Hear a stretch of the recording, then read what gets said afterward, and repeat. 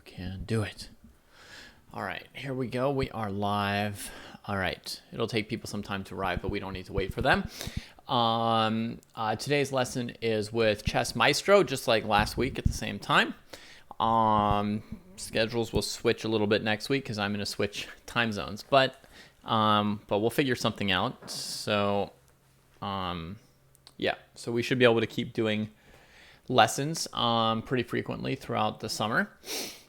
All right, so the first thing that I want to address today is a bunch of questions that you sent me during the week. And then we've got two main things that I want to work on with you today. Hang on, my windows are just a little bit too... Okay. All right, so one thing to mention is you asked me a lot of questions, including questions about a variety of different things, right? Like, how's like the tactic speed? What should I do for my visualization? Like, this game here, I think I was too excited. This game was good. Oh, this game, maybe I'm going back to playing my old way. What can you do about your speed, your visualization, noticing opponents' resources? In a game of yours that I really liked, why was that game better than other games? So a whole variety of questions. So first of all, I'm not going to answer all of your questions because I'm going to try to provide you some focus by focusing on one or two things at a time about your game that we're going to work on. Okay, so that's one thing to tell you here. But I'm not going to go so far as to say that you need to stop thinking about all these things and, you have to calm your mind or still your spirit and just think of nothing but the one thing that we're talking about or something like that. Because I think that what you're doing is completely natural. Every chess player is going through lots and lots of things as they're learning. And to tell you to try and just shut everything off is not a realistic ask or thing for me to tell you to do. So I'm not going to tell you to do that. It's natural and it's normal that your brain is trying to process everything about chess all at once. And that's good. And some of that's going to happen subconsciously. No matter what we're working on, every time you play a game, you're processing stuff. That's why you've probably heard my advice before that it's really good to play people who are plus or minus 200 points away from you. Because when you play a better game, you'll win. And when you play a worse game, you'll lose. And that right there is going to provide the most basic feedback for you, which subconsciously your brain is figuring out which games did you win and which games did you lose and why did you win some and why did you lose some. And it's figuring that out on all sorts of complicated factors all the time, right? Every day, all the time. So that's good and that's fine that that's all going on. But I'm at the same time going to provide you some focus and organization through our lessons, where in our lessons we are going to tackle only one or two things at a time in the lessons. So I'm not going to answer every single question of yours. It's tempting. As a teacher, you always want to answer everything and teach everything. And when I do the post-mortem show and somebody shows me a game, you've probably seen that show a bunch of times. Obviously, I glance through the game and maybe I see like 20 things that I could teach the student about in one game. At least 10, often 20, right? The natural temptation, certainly of an inexperienced teacher, is to just tell the student everything. Every single thing that they got wrong, and here's what would be better, and here's the reason why, and so forth, right? But you'll notice that I always try to just pick out two things in somebody's game to talk about, usually a thing that's either repeated more than once in the game or that I figure out is like related to a same kind of mistake they're making in different places, right? Like they're not looking for their opponent's resources. Maybe that manifests 3 times in the game, in the opening, in the middle game, and in the end game, in the same game, right?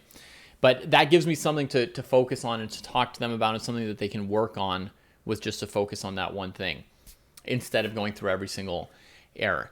So I'm going to provide some focus and organization for you in terms of how to spend your time and also what to be thinking about in our lessons.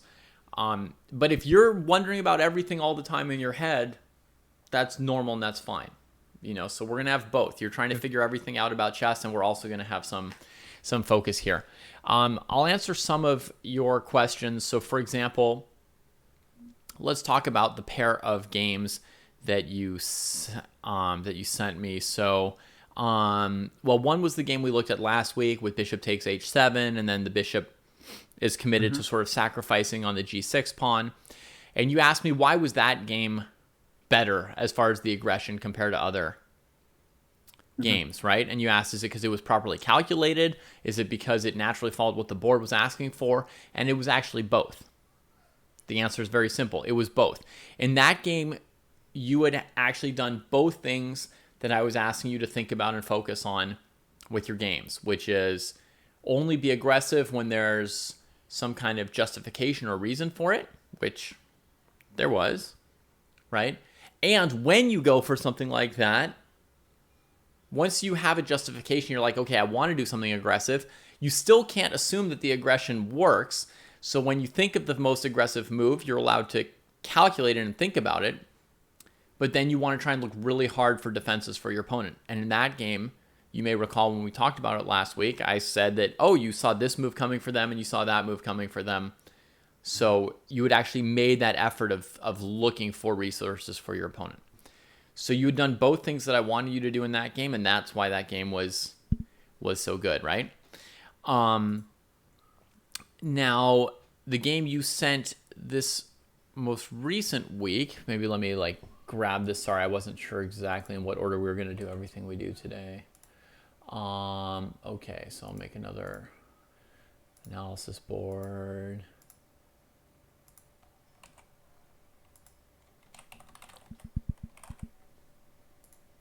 Okay, so here's another game.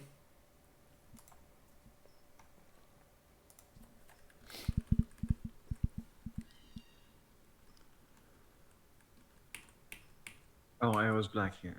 Yeah, you're black in this game, and we get this position. Your opponent plays bishop a3, and here's where you play your aggressive move, right? Knight g4 attacking f2. Now, instead of doing that, you could have moved the knight. So then on b5, you could play bishop c5. Or you could have moved your queen. So then on b5, you could play knight a5 and then save your rook. So you've got a couple options here. Bishop a3 doesn't win your pieces, even though it threatens a lot. But you see it's threatening something. And rather than choosing a defensive option, you counterattack f2 with knight to g4, right? And I know this game, at least metaphorically, if not literally, kept you up all night.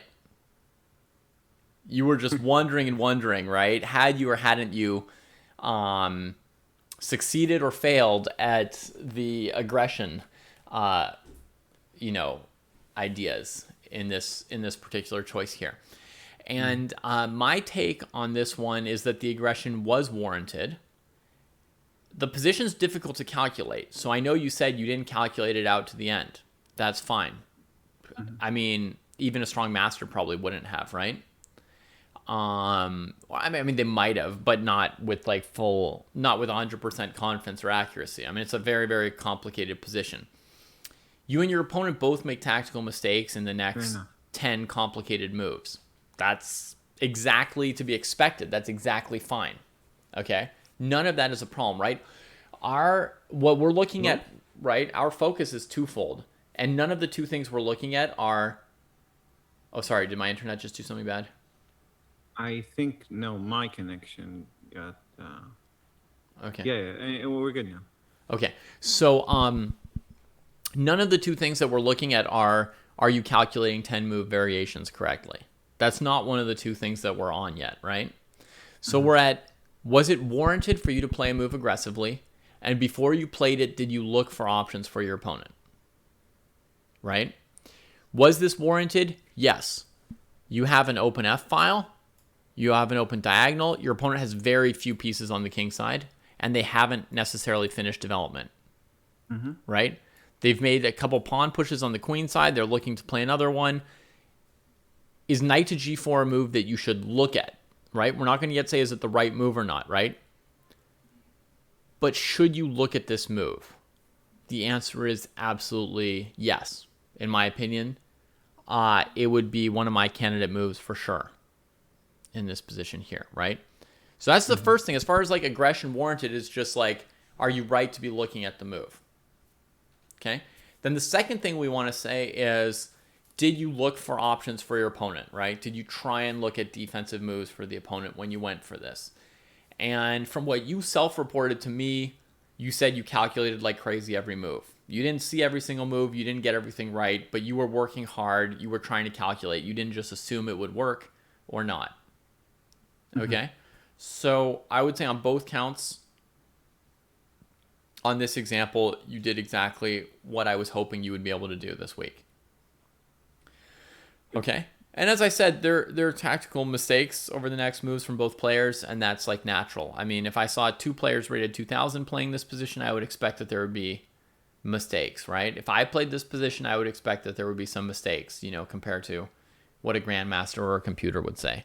So that part is all fine. And maybe one day we'll be working on calculation and visualization, and I'll say, how many moves ahead did you see? And you'll say, or how many moves ahead was the first move you didn't see coming, right?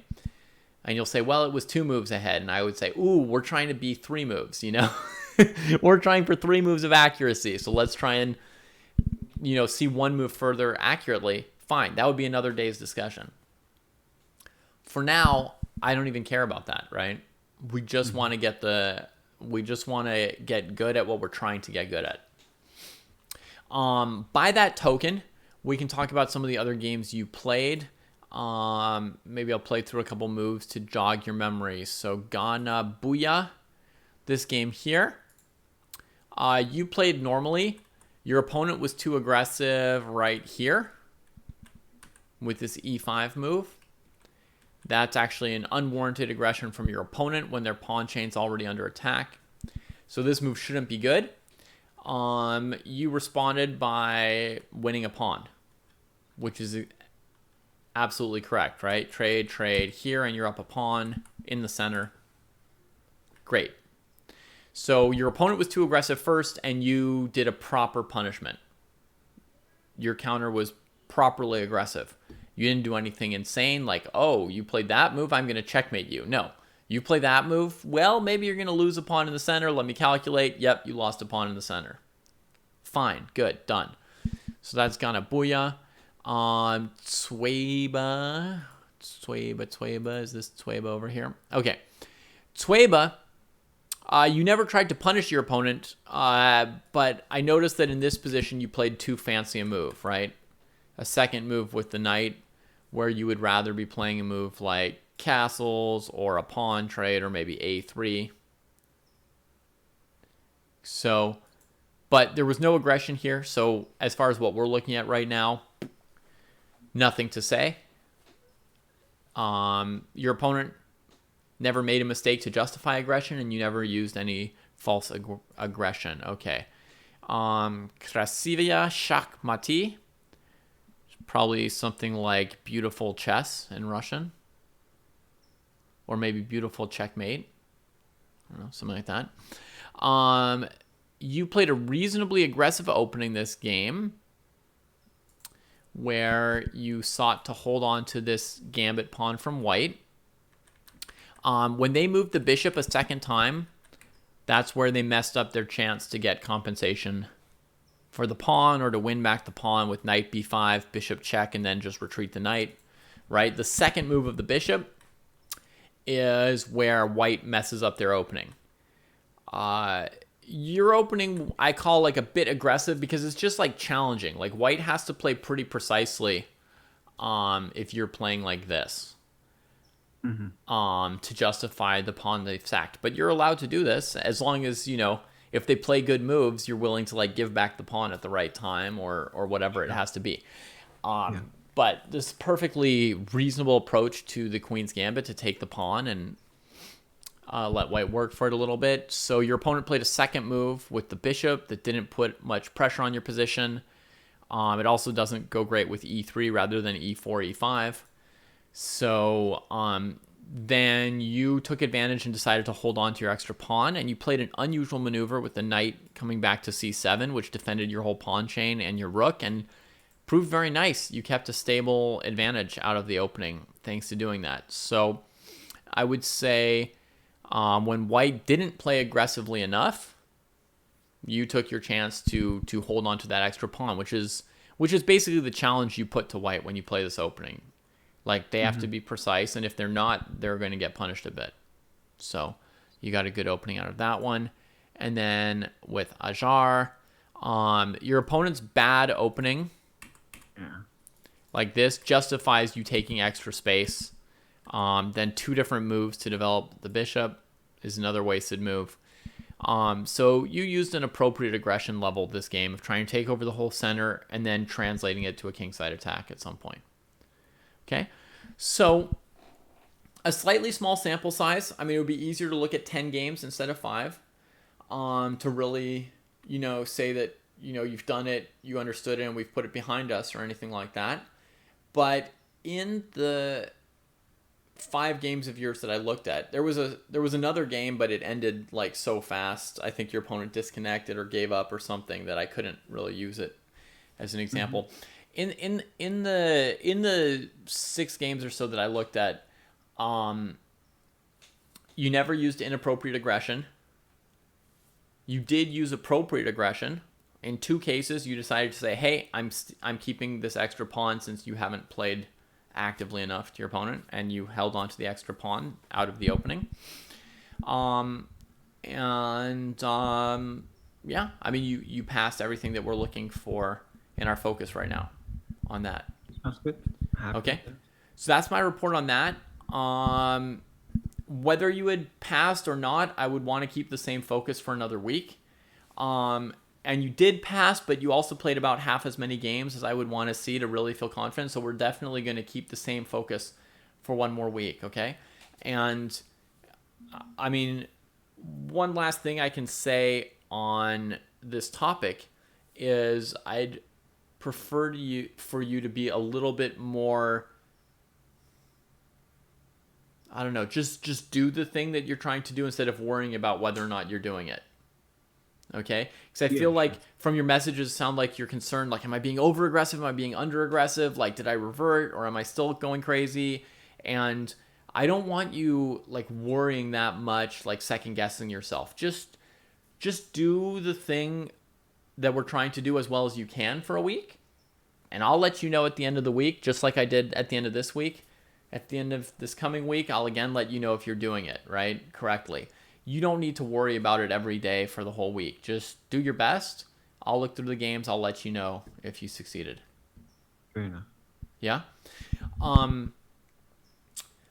And yeah. Hopefully it also helps that this week you did a good job with it. But even if like next week I say you didn't do so well at it and we need to keep working on it some, I don't want you to spend the week after that freaking out. Just do the thing that I ask you the best you can. I'll let you know how it's working out. You don't need to worry the whole time about evaluating it yourself. That's why you have me, so that you don't have to do that. All right. Okay, another question of yours. You said you're really struggling with noticing your opponent's resources. Can we try and address it either? My eyes are bugging out with this computer screen. I don't know. Okay. Could I address it either with helping you with visualization or tactic speed, right? Neither of those things is likely to be the reason why you weren't noticing your opponent's resources. Most likely the reason you're not noticing opponent's resources, the most common reason for anyone and the most likely reason for you, who I've looked at your own games myself, is that there's this like me attitude where you're just looking at what you can do and you're not making the effort to look for moves for your opponent in the same way. It doesn't have to do with your visualization or your tactic speed, I don't think. It's independent of that. And you may recall that I already diagnosed that in my first profile of you before, and it is one of the things that we're already working on. It's half of the aggression thing, right? One half of the aggression thing was, do you have a reason to go aggressive? Has your opponent committed some kind of error or crime against the way chess is supposed to be played? But the second part of it was, when you decide to do something aggressive, flipping to the other side of the board and looking really hard for some way for them to defend it or get out of it or refute your attack. Okay? So by having you practice that kind of switching of perspective and working really hard to find a good move for your opponent, that's already going to help you with your weakness on noticing opponent resources. Okay? So we're already working on that, and we're going to continue to work on that for another week or two for sure. And we'll see how it goes beyond that. Visualization is definitely off the table for now. That's something down the road. It's not going to be our topic in the next couple weeks for sure. Tactic speed is something that's already come up that we were talking about. And you did that exercise for me a couple times. But I've decided, since we have the time of these private lessons, I'm going to try and really diagnose it better by having you do it with me today. Okay. And then we'll really have an answer on that and figure out which of the 4 tactical exercises you should be spending your time on right now, as well as, whether or not to spend your time on the woodpecker method, etc. Right? So we'll be able to figure all that out from this. Sounds good. Okay. So I'm going to go back to, if I can find it, chess puzzles. All right. And so what we're going to do here, I'm going to use this as a timer, I guess. I'm going to hold you to 30 seconds per puzzle, tops. Okay? So when you did your practice runs, you were getting like every question right, but you weren't going as fast as I was hoping you would go, right? So you were getting like maybe 24 out of 25 questions right in 20 minutes, and I wanted you to try doing 40 questions in that time, right? So you were letting yourself take a little extra time, and you were getting everything right. I want to see what happens if you really just 30 seconds, 30 seconds, 30 seconds. Okay? Sure. So I'm going to try to force you on that. Basically what's going to happen is at some point I will say beep. And when I say beep, you just have to tell me a move. If your move is wrong, we'll count that as a question wrong. And if you don't tell me a move, we'll count that as being the question wrong. And I'll just go on to the next question as well. All right. Okay, and let me get this ready so I can score it as needed as we go. Let's go to custom setup for the problems. Going to do 800 to 1200, all themes. Okay, and So we're going for 1200 instead of 14, right?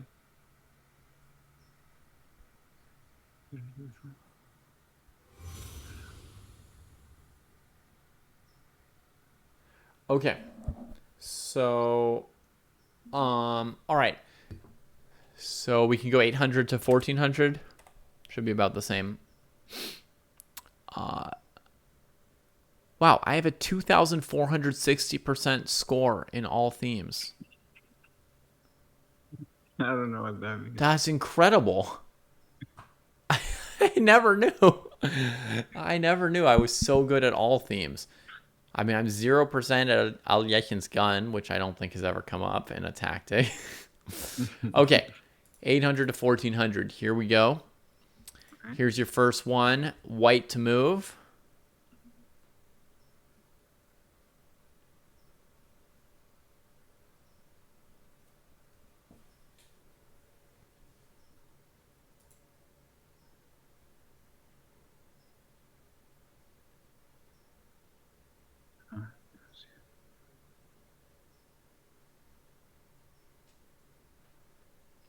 Beep. Yeah. Queen takes f3. Rook takes. Oops. All right. The right answer was to take the queen. Good order. Yeah, makes sense. So this. Anyway, we're just gonna keep going to the next one. Because of queen takes f1. Whoops. Okay, here's a new one. All right, it is black's move.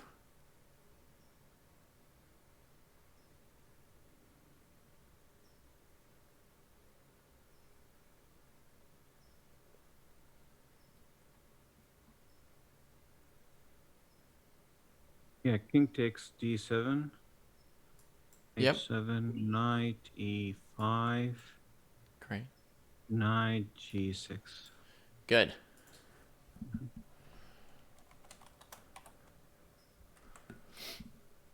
Okay. And how do I go to the next one? Just like this? Nope. Okay. White to move.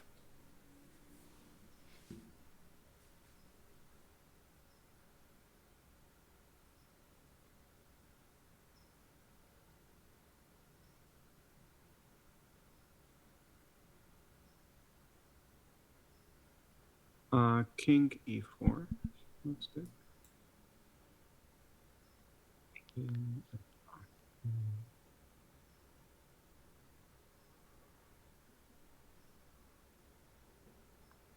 Beep. Yeah, a4 and then king e4. Yes, looks about right. You want to play a4 here? If king c5. No, hold on a second. I can't. Hold on. What's your move? King d4. King d4? Okay. Now I grab the pawn. King takes c4. All right. Hmm. White to move.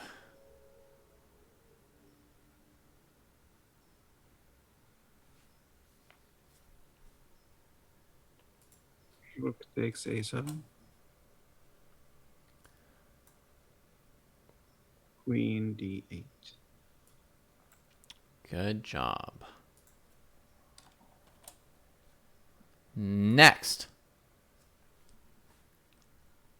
White's move.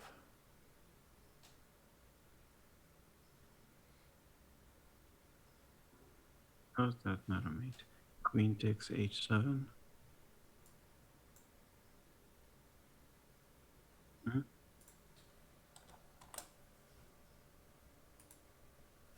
Okay. Black's move.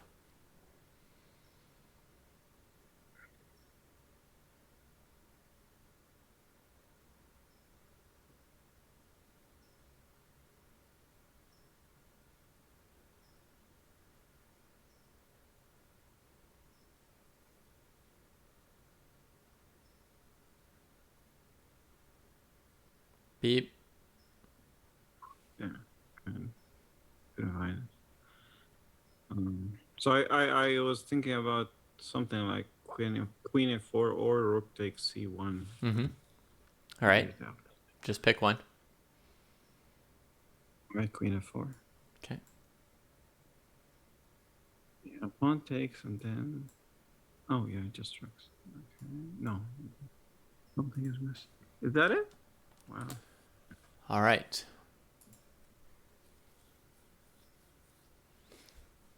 Black to move.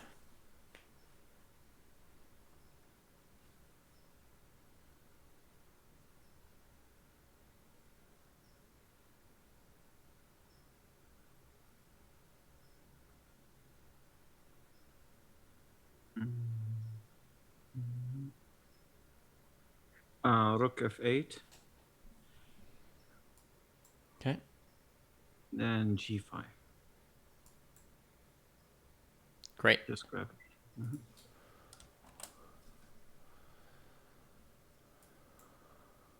Next. White's move. Right.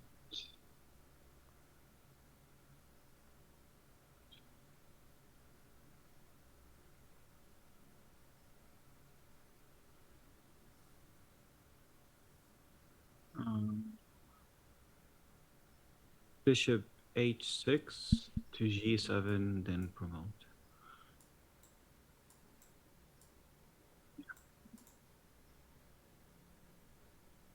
Didn't see that one. Queen h7, I guess. Yeah. All right. Nice puzzle. All right. Next one. Black's move.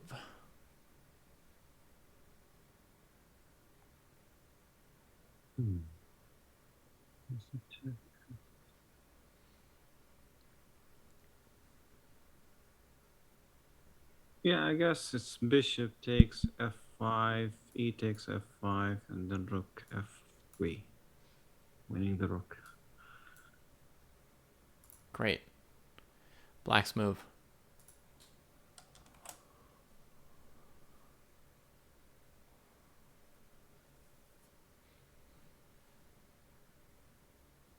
Wow.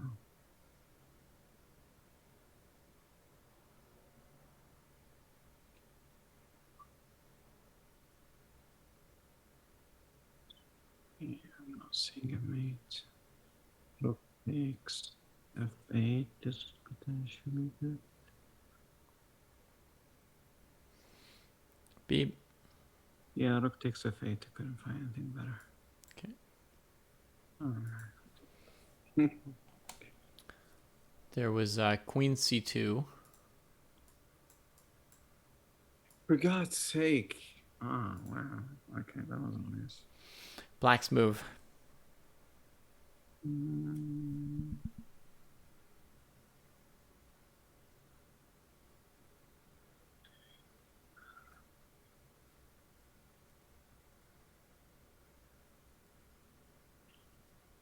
think it's king g5.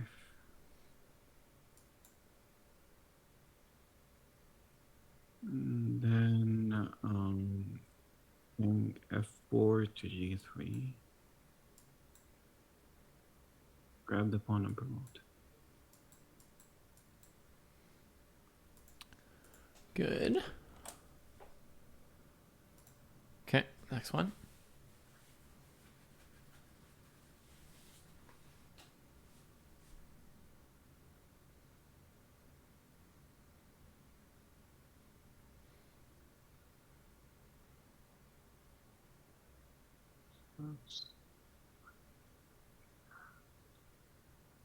Oh yeah, so rook takes d7, king has to go to e6, and then rook e7. Okay, here I just made him. Let's go with, okay. Does it matter? Oh yeah. I didn't see that one. Okay. So I calculated that one. I still think Beep.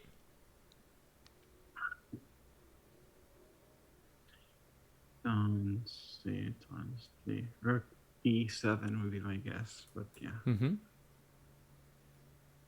Keep going. Now rook f7. Okay. Yeah, nice. That's a nice pattern. White.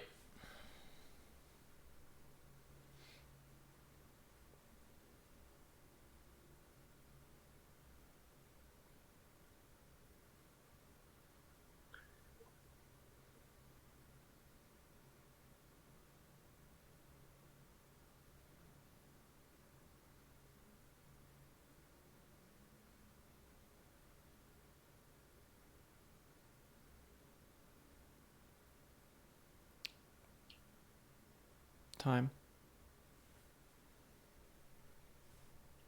Good, good.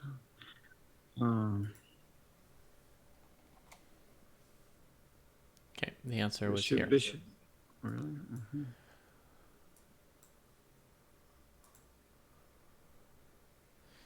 Okay, Black's move.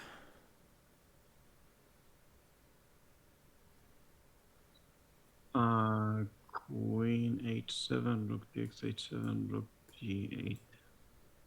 Great. Next.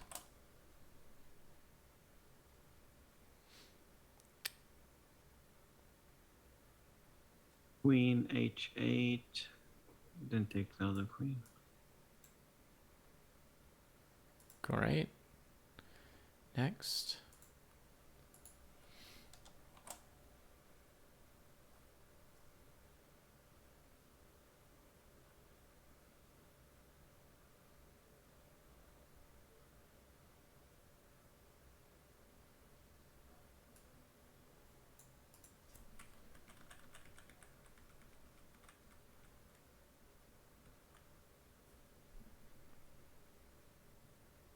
Beep. Yeah. No. Gonna see. Okay. Guessing rook takes bishop, but Yep. This is the reason. okay. Queen hits both of those. Yeah, so I saw that for it. Mm-hmm. Okay. Black's move.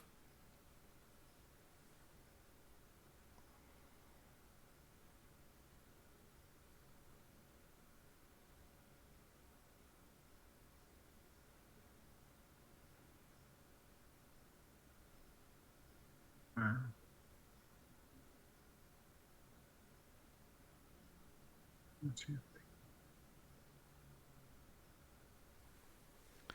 Beep. Let's see, I think. Okay. You just have two pieces that are attacked. You're just supposed to save them. Oh. You're not supposed to win anything. Okay. Mm-hmm. I know. Okay, Black's turn.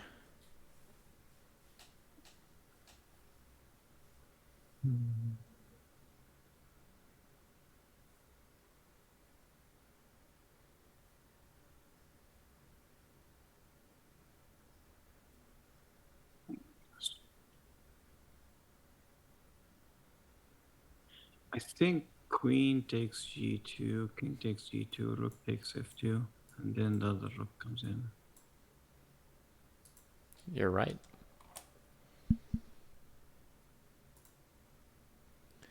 Okay, Black's turn in this position here.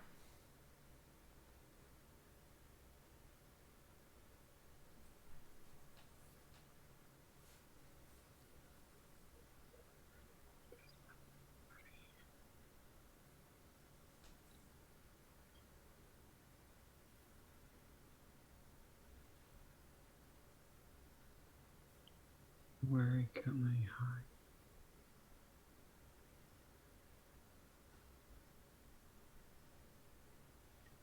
Seems like bishop takes g5, but then e5 is complicated. Mm-hmm. Beep, next move. King h6. I don't see anything else. Yeah. Just go to the king. Yeah, queen takes and Safe. Mhm. Okay.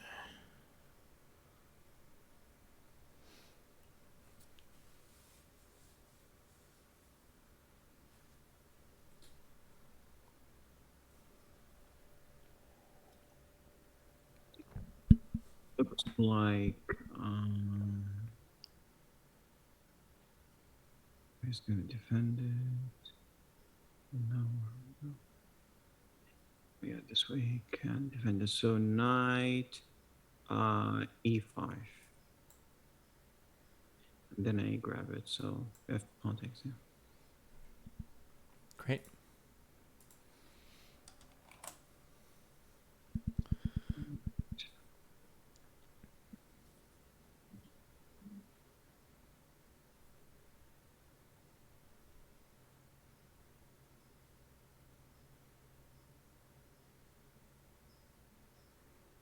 Queen e8, rook f8, queen e6, and then the knight comes in, yeah.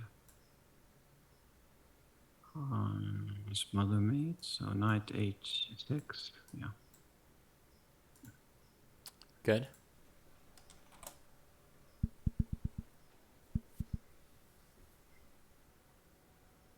Yeah, rook h1, king h1, queen h7, king g8, sorry, g1, then yeah.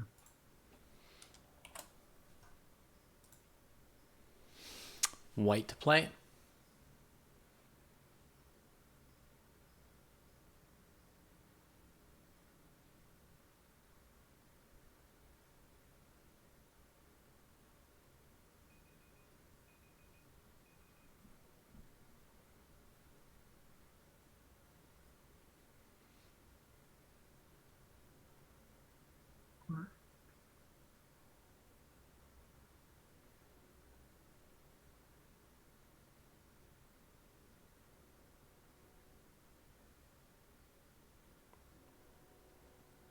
Time?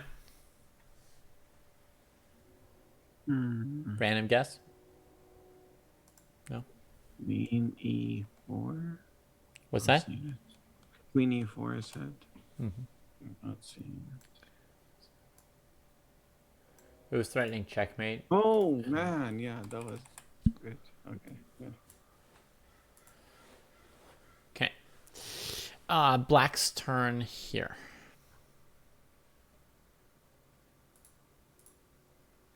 So if my things. Mhm.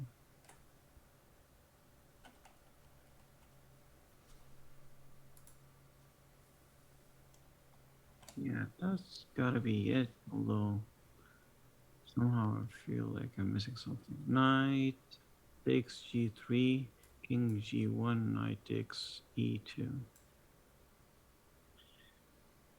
Here's the part that I'm missing. Okay.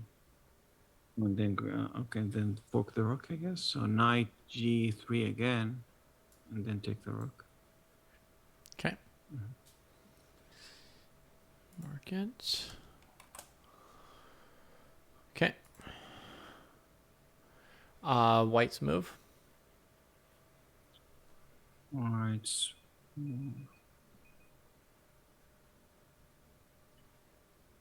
Guessing I can win the knight. So rook A8, knight A5, rook. Oh, it's coming with a check. Didn't see that one. But I guess it's not a big deal. Yeah.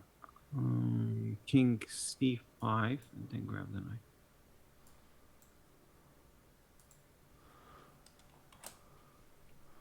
Okay.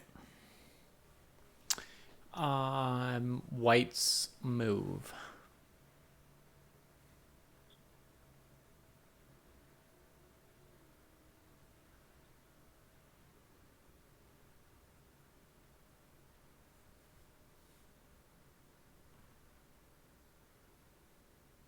Has to be that.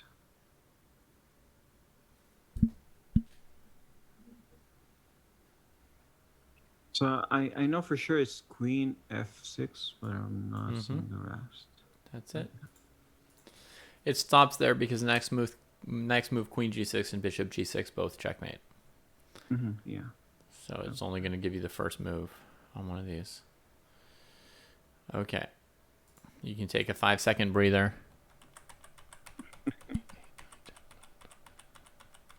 I'm wrong. Okay, we got another dozen to go. Ready? Sure. Black's move. I would go with E takes F3, doubling up on the bishop. So Queen takes bishop. Okay. Black to play.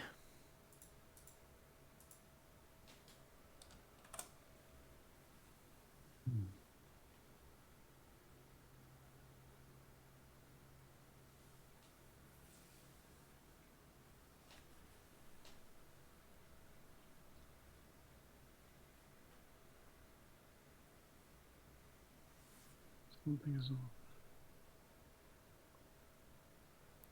Beep. I think it's F6. Okay. Something's off. Yeah.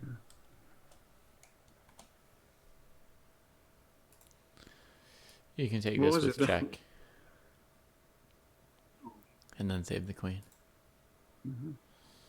Okay. White.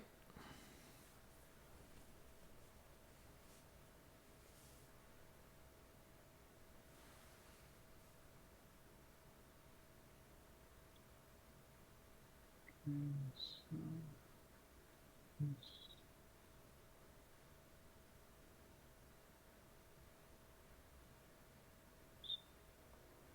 Time. Queen takes D8. Mm-hmm. Didn't calculate properly. Yeah, so rook takes and then the knight comes in. Knight E. Oh, sorry. Yeah, rook takes. If Oh, king up, knight there. Yeah. yeah. All right, black's turn here. Um,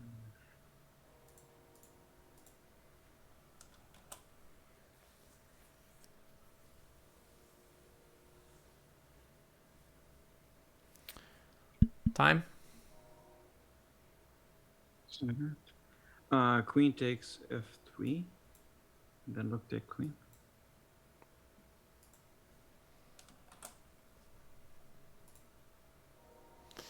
Black's turn.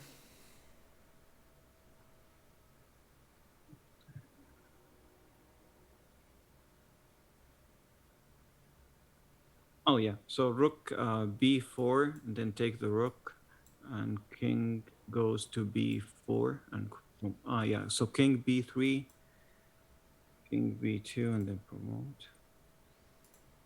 Great. White's move.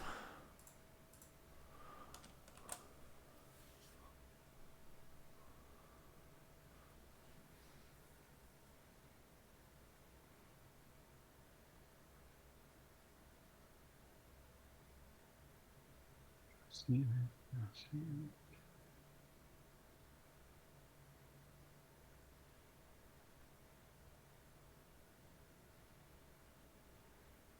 Time. The best thing I found was queen f7, but I don't think it's enough. Okay, so king takes.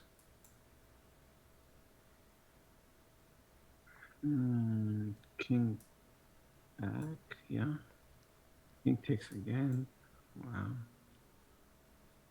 Okay. Why didn't the rook go to g8? Queen f6 would be checkmate anyway with the rook Oh yeah. there. Okay.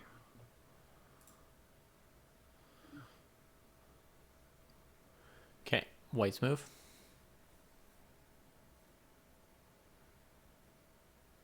Oh, queen.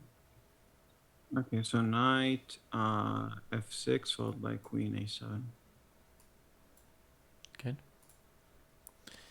Black's move.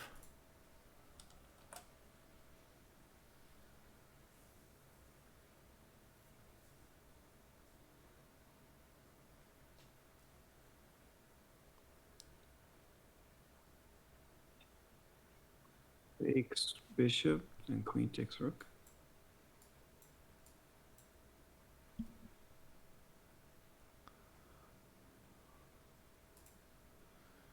White's move.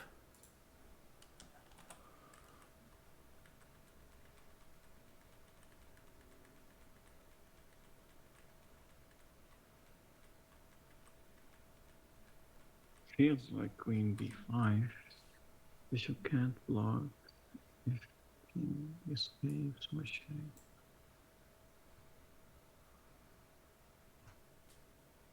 I? Guessing queen takes b6. Does no. Oh, I take the rook. Didn't see that. Wow. Yeah, I didn't solve that.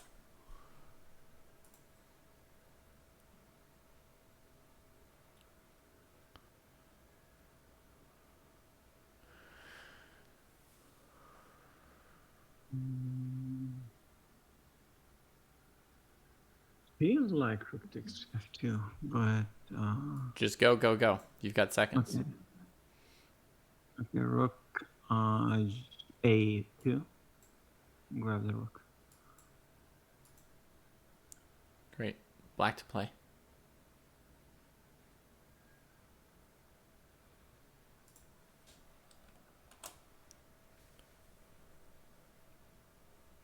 Bishop takes 9. Are you saying so? Bishop takes knight. Okay. I don't see anything better.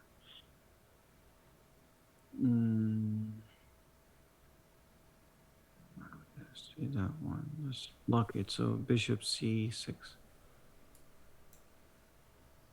Queen takes c6. White.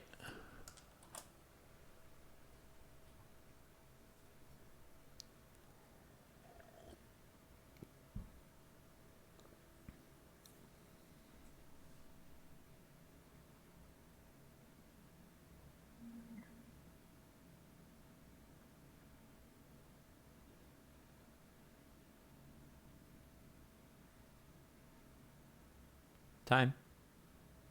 Let's see. Rook, rook takes f7. Okay.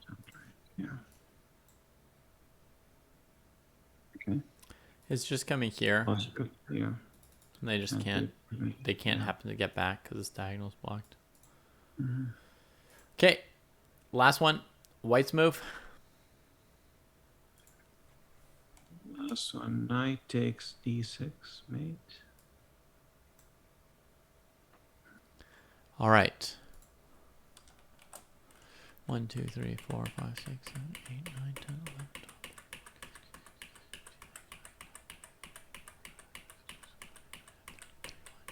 12. Oh no, there's one left. All right, here's your last one. Go. Black to move.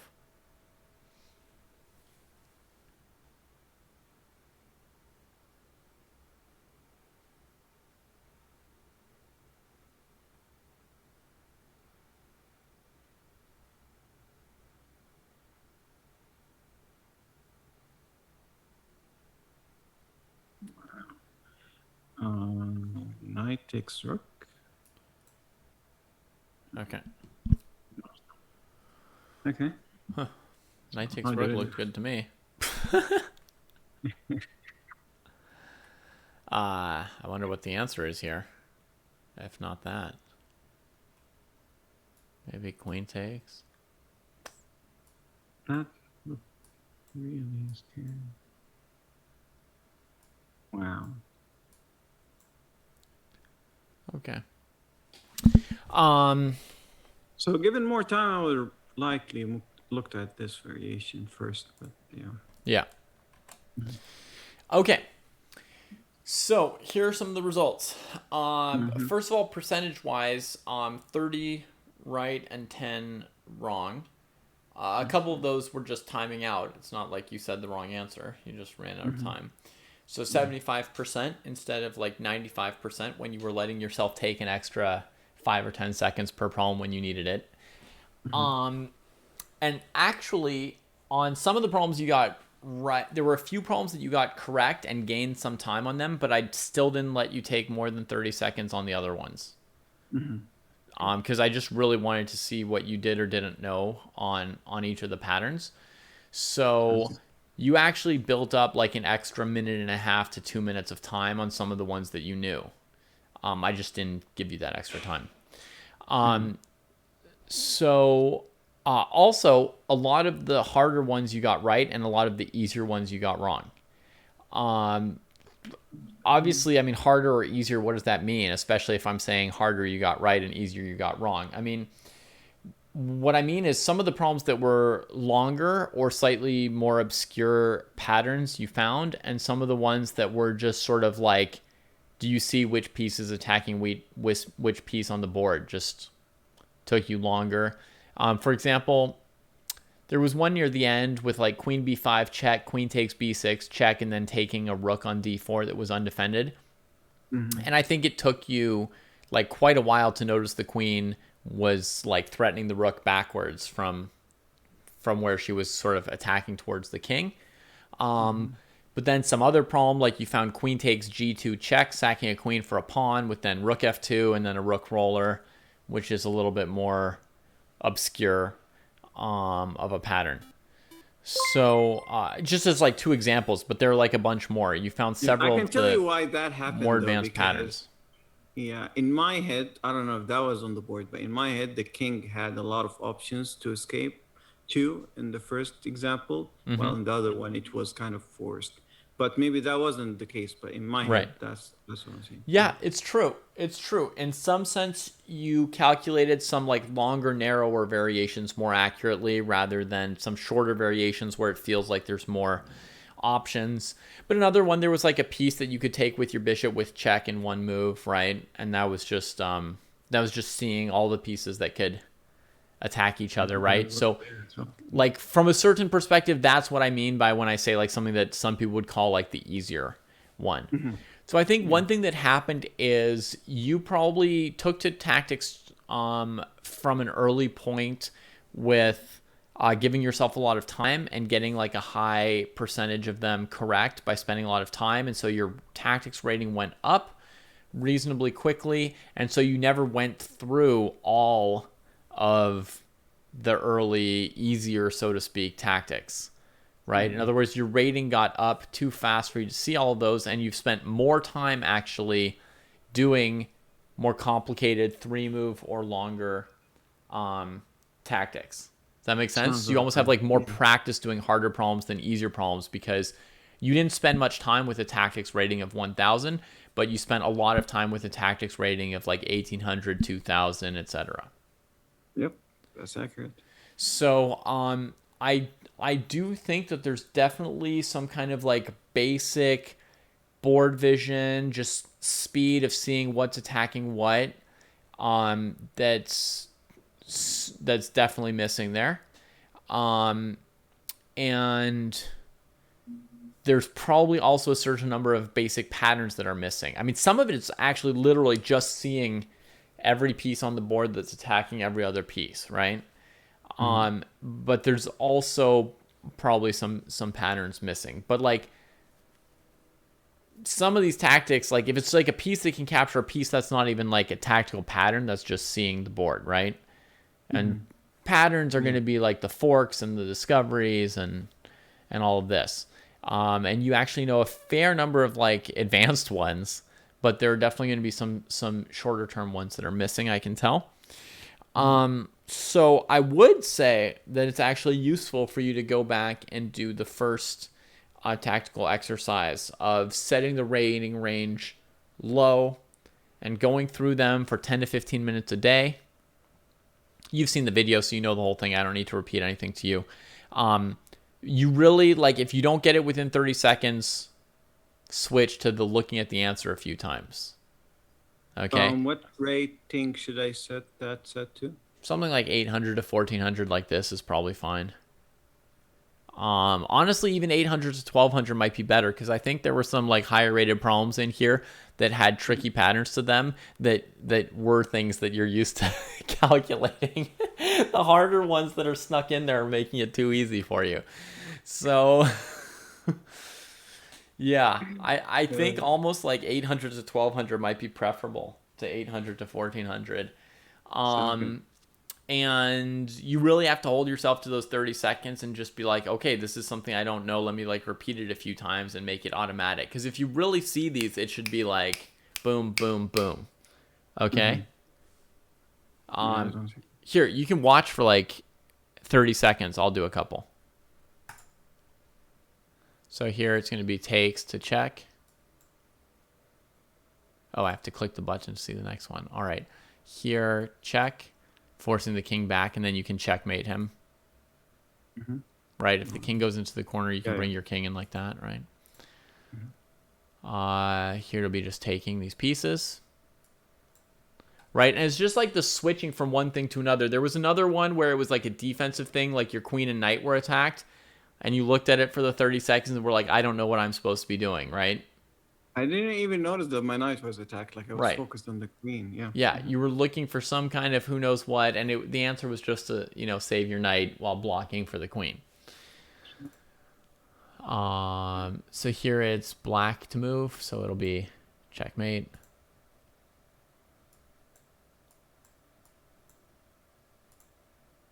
Chris, you see that?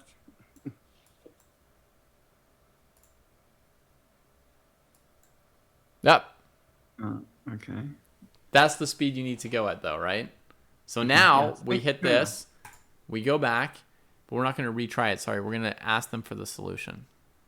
Hang on. Okay, I'll just do this to get to the solution. We're going to do show solution. Okay? So it's just going to show it to us. Take there, rook e8.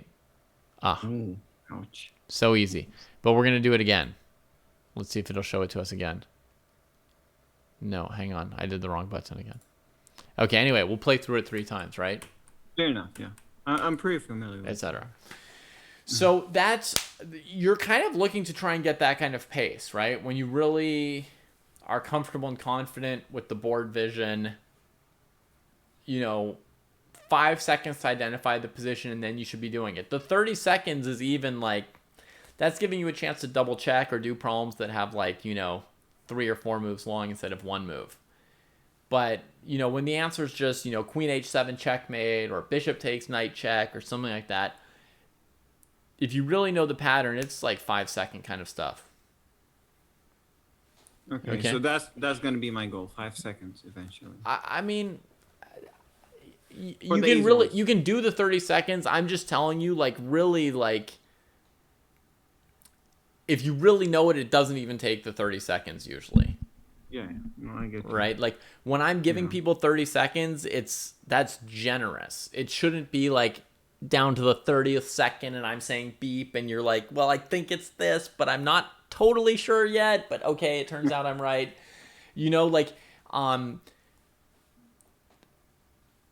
Yeah. realistically, somebody who knows a pattern looks at the position and it's a 2 to 3 move tactic, they see it in 10 seconds or they don't, right? And I'm saying 30 seconds because I'm giving plenty of room to make sure somebody does or doesn't know the tactic. But yeah, I mean, if it's getting to 30 seconds, it's clear that you need to repeat the pattern and get it in there.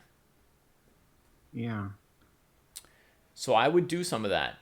Now, you also are advanced enough that you can be doing other tactical work as well. This doesn't need to be the only thing you do, right? Yeah.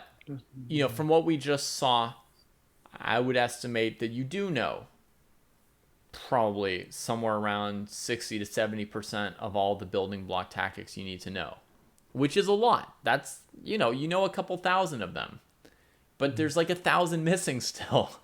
So you do want to be trying to like grab some of those up. If you want to keep doing whatever you're doing with the woodpecker method, I don't know exactly what that is, but I know it's some other tactical work. Go for it. You can continue doing that. But when possible, grab 10 or 15 minutes of this on a given day. It's going to help fill in some of those little gaps that you also need to fill in. Sounds good. All right. So while you got me right here, what other questions do you have about how to be spending your time or anything? Everything is clear. Everything's clear? Mm-hmm. Okay. Then I'll ask you, what are you doing this week in chess? So yeah, so definitely I'm gonna be playing more. This week or last week was pretty crazy. So 2 to 3 games per day, 45 plus 45 Mm-hmm.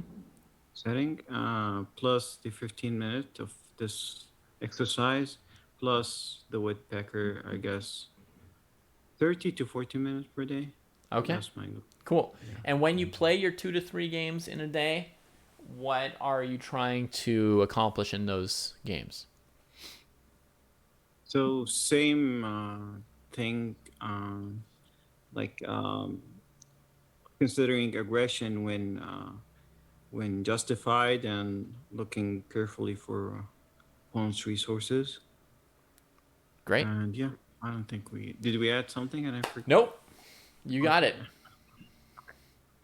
I'm just checking Alright. if you've got that focus starting to come in. All right. Good work, Thank you. Maestro. Thank you.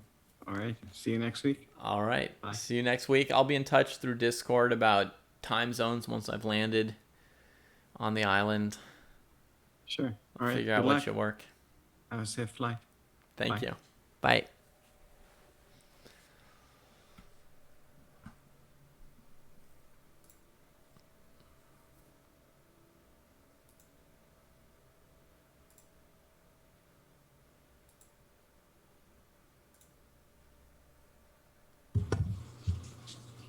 Hey there.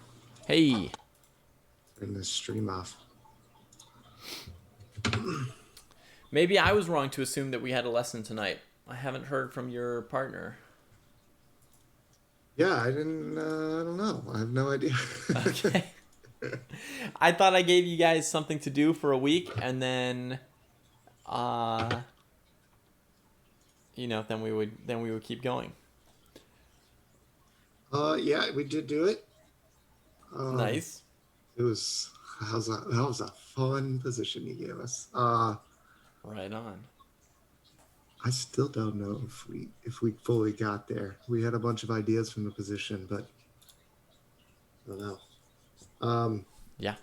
But yeah, I don't know as to whether or not we were supposed to have a lesson tonight or not. So that kind of threw me off guard. And then I joined an hour early, and then noticed that he said 1 hour from now.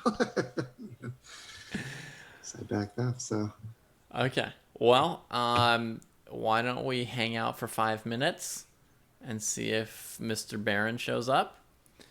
If he does, we'll do a lesson since I'm prepared and you guys have done the work.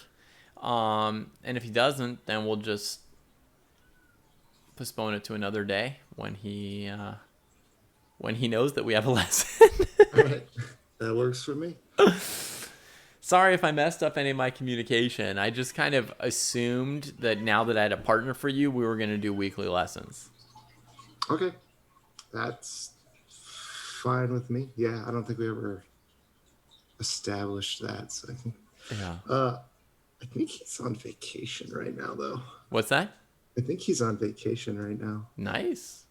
That's true. He mentioned vacation. Yeah, he might. And then I remember we were saying like, oh, vacation's a good time to play chess. Yeah.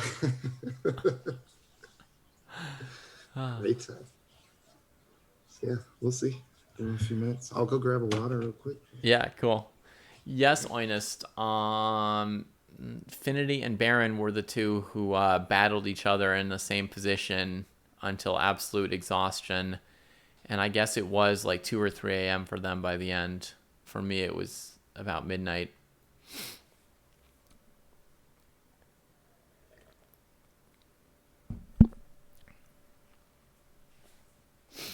The chess book that changed my life the most, City Cowboy. It's right here.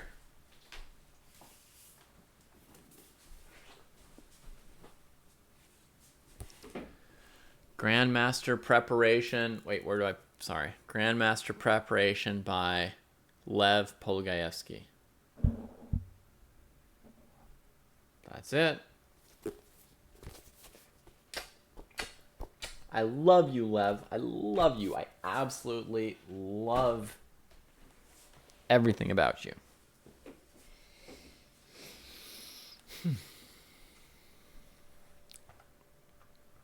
All right. Well, while we wait to see if Baron shows up, I can answer any questions that anybody has about the lesson that we just did with Chess Maestro. Anybody have any questions about that game?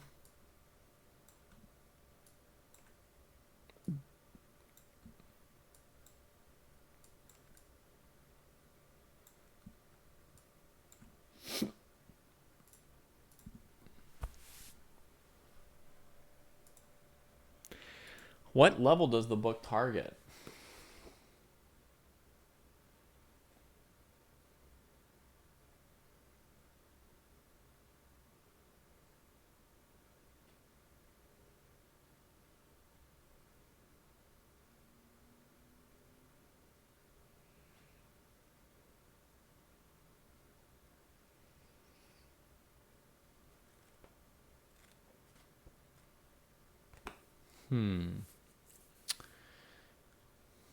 Probably more like around 2000, but I read it when I was 1500 or something, and it was great for me.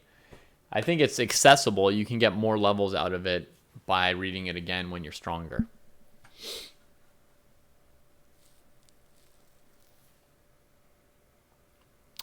It's got several different parts, Murfinski. It's got one part which is about opening analysis, one part that's about endgame analysis, and then it's got a collection of like greatest games.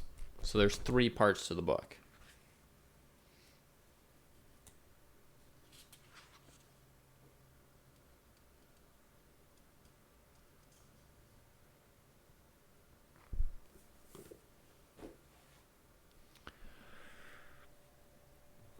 What was the rating of your last student? 1400 on chess.com. The same problem that they have. There's a range of problems that when I get into, there's just patterns there that I don't know. Mm-hmm. It's around 20, move 20 and Puzzle Rush. I don't know if Puzzle Rush are structured differently with their ratings or anything, but There. it's probably like the 16 to 7, like 16, 17, 1800. Those rating problems are Yeah. way harder for me than like 2000 to 2200. Right. I don't know why. Some of the really low ones too, like the 600s, will stump me, which is Yeah. sad. Yeah. Yeah. Orby asks, is it best to group the tactics by motif and repeat, or keep it random? If we're talking about the first kind of exercise, Orby, the one where you're just trying to learn tactical patterns to fill out sort of your basic vocabulary of building blocks, there it's best not to do it by theme, but just to do everything. So you're not using the theme to sort of guess the answers. So doing it by all themes, like I was doing just now with my student.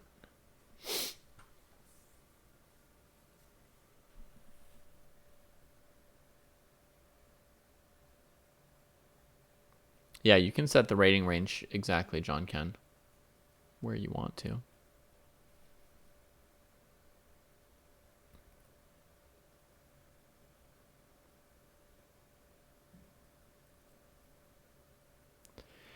Chili Buttons is wondering what accuracy percentage to be looking for before increasing the difficulty. You're probably looking to be over 90% before you're increasing the difficulty, because you can blaze through the ones you know and recognize, so it's not wasting much time for you. And you're just trying to find like 2 or 3 patterns you don't know per day. The other way to figure out when to move it up or when to switch exercises is when you stop finding enough patterns that you don't know, right? So I tell people to do 15 minutes of this in a day.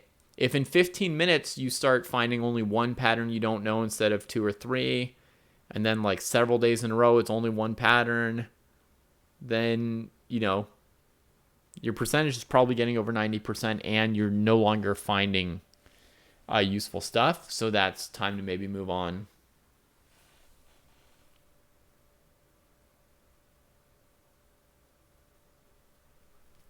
The advantage of this over Puzzle Rush Survival.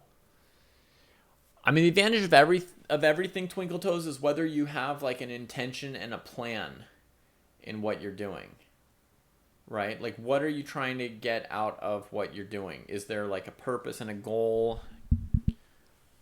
And how do you know if you're achieving that purpose and goal?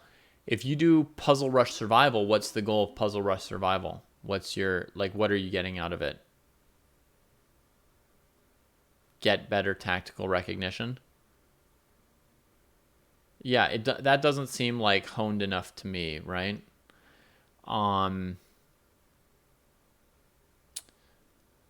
Because just getting better tactical recognition, it's a little bit bigger vague. If you're just trying to recognize patterns, then you don't need to do the problems after number 30, right? Because those start to become more complicated problems that are about putting different patterns together and calculating harder and visualization and stuff like that, right?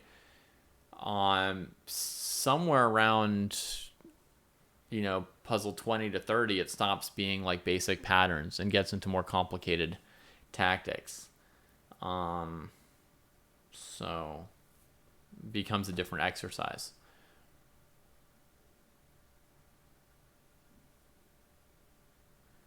The goal in this first exercise I give people to do, the harder problems help with calculation, which is different than pattern recognition, right? So it's not achieving the goal that you stated previously of why you were doing the exercise.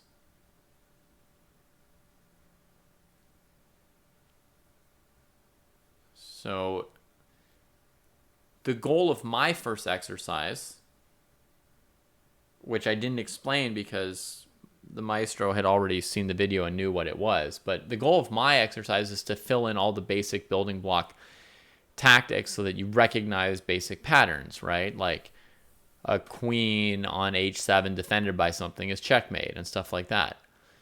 So for that, you just want to go through all the basic patterns as quickly as possible, find the ones you don't know, and then stop and repeat them so that you'll remember them in the future.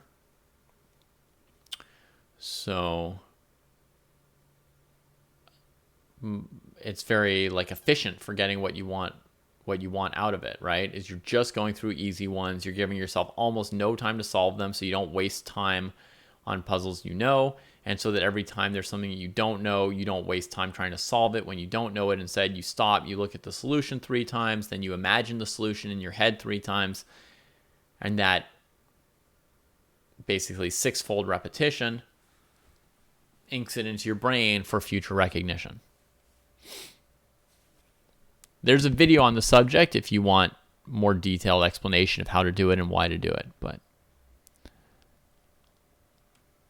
is doing made in 2 puzzles in your head as a beginner beneficial?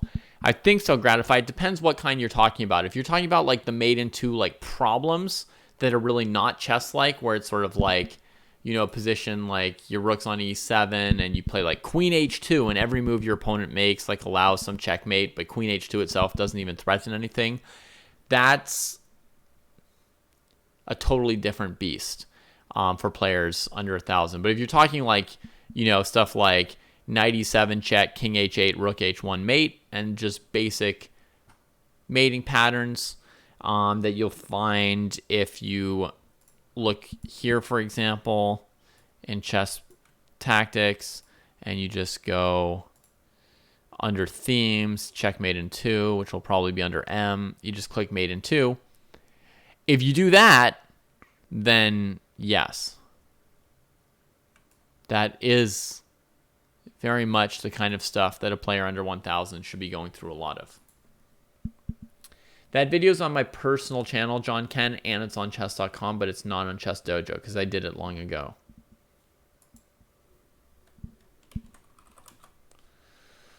So if you're a chess.com Diamond member, you can find 4 exercises to become a tactical genius or something like that. And there's 1, 2, 3, 4, one video for each one.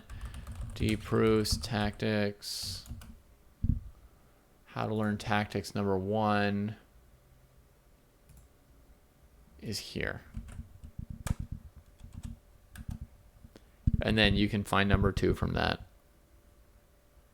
It shows up right below it. There's a playlist and all.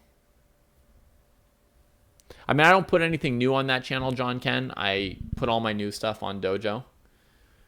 So those videos are like 10 years old or whatever. But, or 5 years old, or I don't know, a long years old.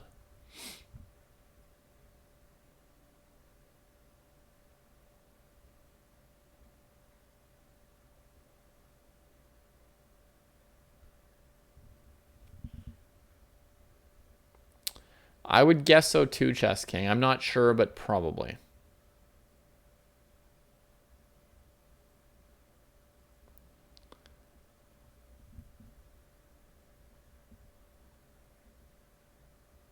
Yeah. Archival footage, yeah. Okay, well, Paul, it looks like I definitely didn't let anybody know that there was a lesson today successfully. So, well, I guess we'll send a message around and see what time we want to schedule the next lesson for. Okay. I'm switching time zones on Saturday, so I'm not sure exactly what's going to work out for me just yet either, but...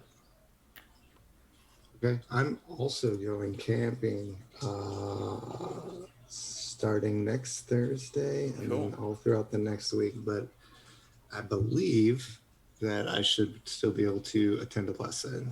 Mm-hmm. So we'll see how that works out, but it's not like rugged camping. It's in a camper with electricity and stuff, so we'll see how that goes. Electrical camping, cool. Yeah. Yeah, and I'm fine with missing weeks whenever. But I think as a default, if Baron's cool with it, I think weekly lessons would be nice for you guys. I'm willing to do it given both of your, skills and interest level. Yeah, for sure. I'm down with that too. Yeah. Cool. Alrighty. Alrighty. Catch you later then. Yep. See ya.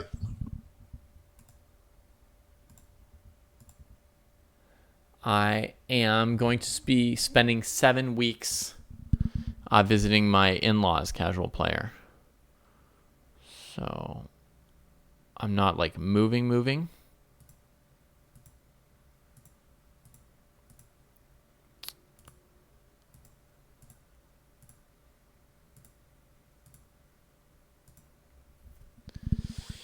But it's going to be a while. And then, and then I'll be back.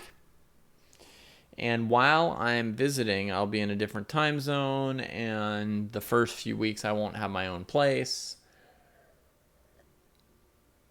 In the month of August, I'll be renting an apartment for 1 month. So I will have my own place. I'll be able to stream a bit more. The first 3 weeks are going to be, who knows what's going to happen.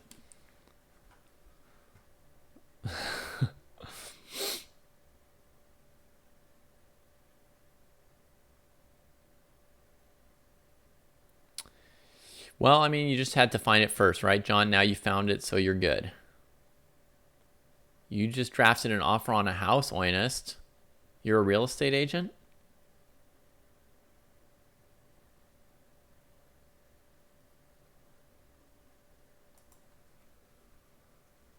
Actually, I mean, the first time that I made an offer on a house, I wrote it myself without a real estate agent. So I did that too once without being a real estate agent. It wasn't accepted, and my subsequent offers were drafted for me by a real estate agent. I am not going to roast any pigs, Gratify. No, I don't believe in killing animals.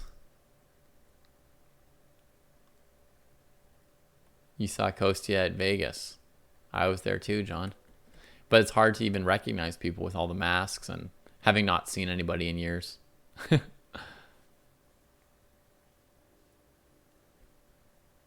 You're going to live inside a wheel.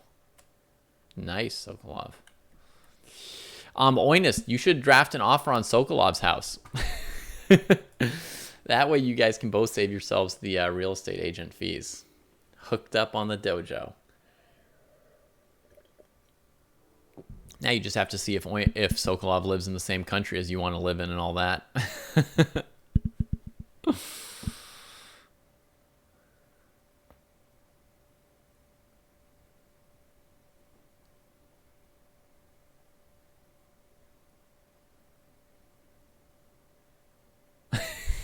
Don't want to come here.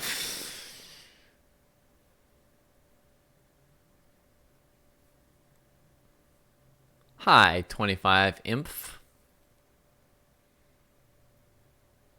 Welcome to our channel.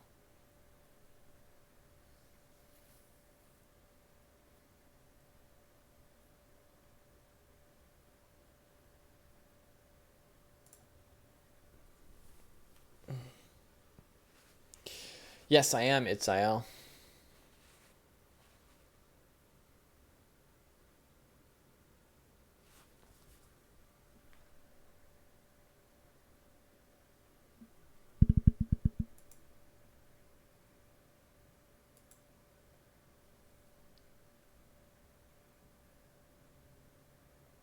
All right, I'll be back in 3 minutes.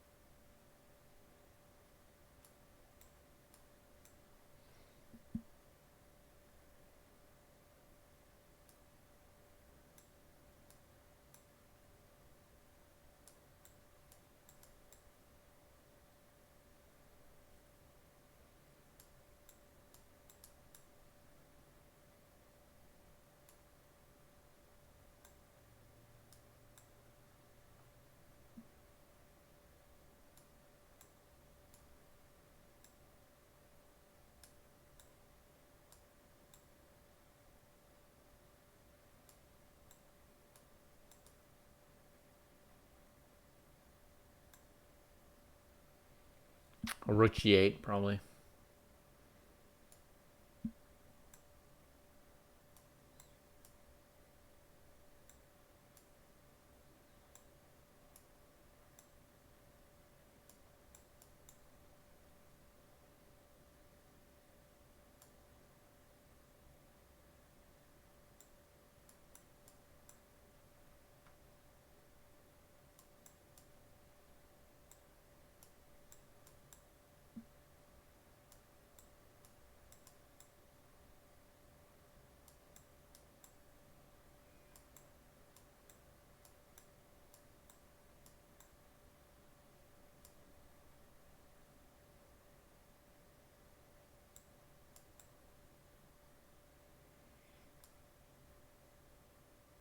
Whoa, the queen.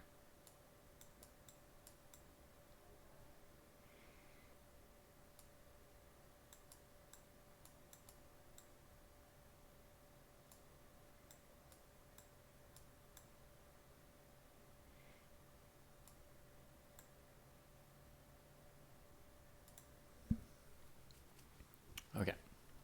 I'm back.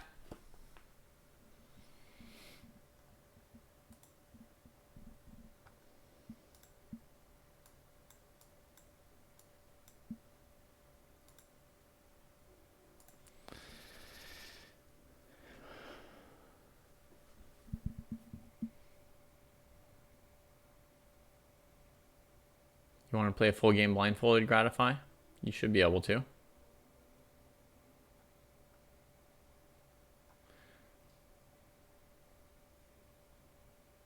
How important is it to be able to visualize a chessboard? Here, Gratify, I've got a video on the subject. You haven't seen my video about blindfold, have you? There's 2 of them on the YouTube channel. Chess Dojo.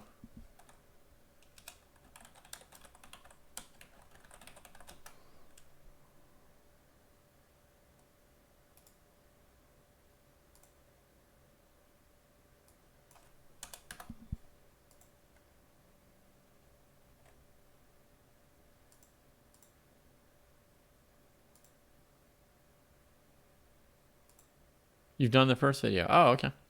And then there's a second one after it. So that should do it for you. Do you need to be able to like visualize the board? No, I can't visualize the board. Do you need to know if a square is light or dark? I mean, you don't need to, but I know which squares are light or dark just from experience with chess. So.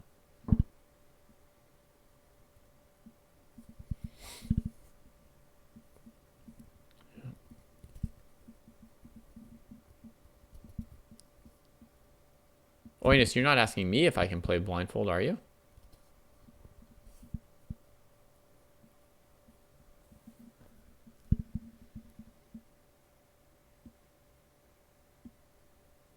E4 is a light square.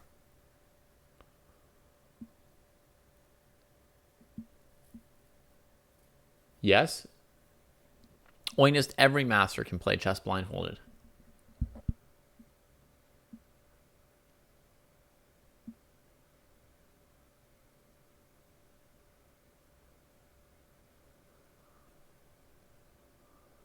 You know, I'm not sure 15 pandas actually. That's like a good question, but I don't know.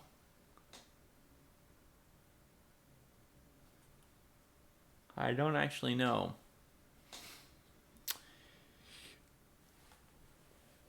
Oinist, I can play 11 different games blindfolded at the same time, and probably more. That's just the most I've tried, and I was able to do it. It wasn't very difficult. I am, Oinist, very familiar because I have aphantasia.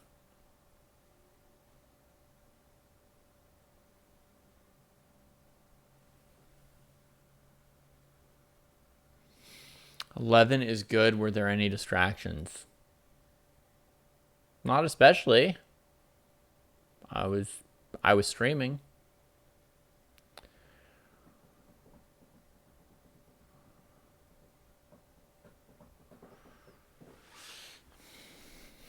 Anyway, I would say it wasn't difficult.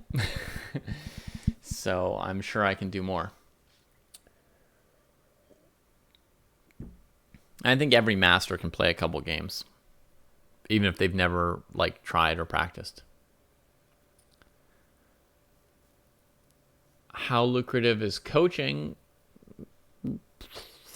15 pandas. I would say like an IM in the US can get paid $100 an hour for coaching pretty easily. Then it depends how much time they put into preparation for their lessons and how many lessons they can or want to do in a week.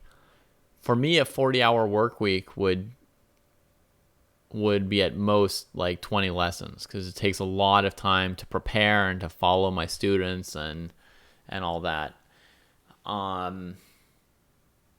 But if, for example, I wanted to teach 20 chess lessons a week at $100 an hour, that would be $100K a year salary, which you could definitely live on comfortably in the US.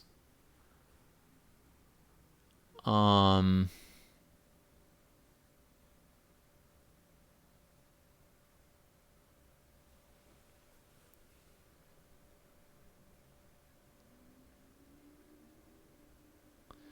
level of my opponents in those 11 games, I think everything from like 1,000 to 3,300 or whatever Stockfish is rated. It was a random mix of chess.com users, probably majority wise in the 1,600 to 2,000 range, something like that.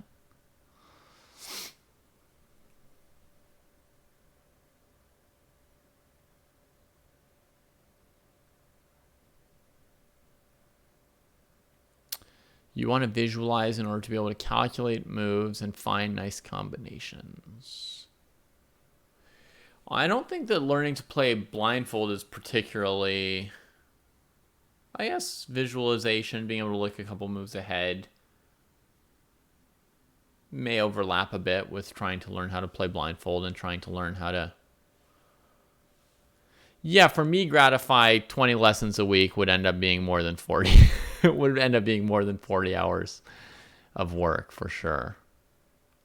I've never taught more than 15 private lessons a week at no point in my life, like at my highest point of teaching.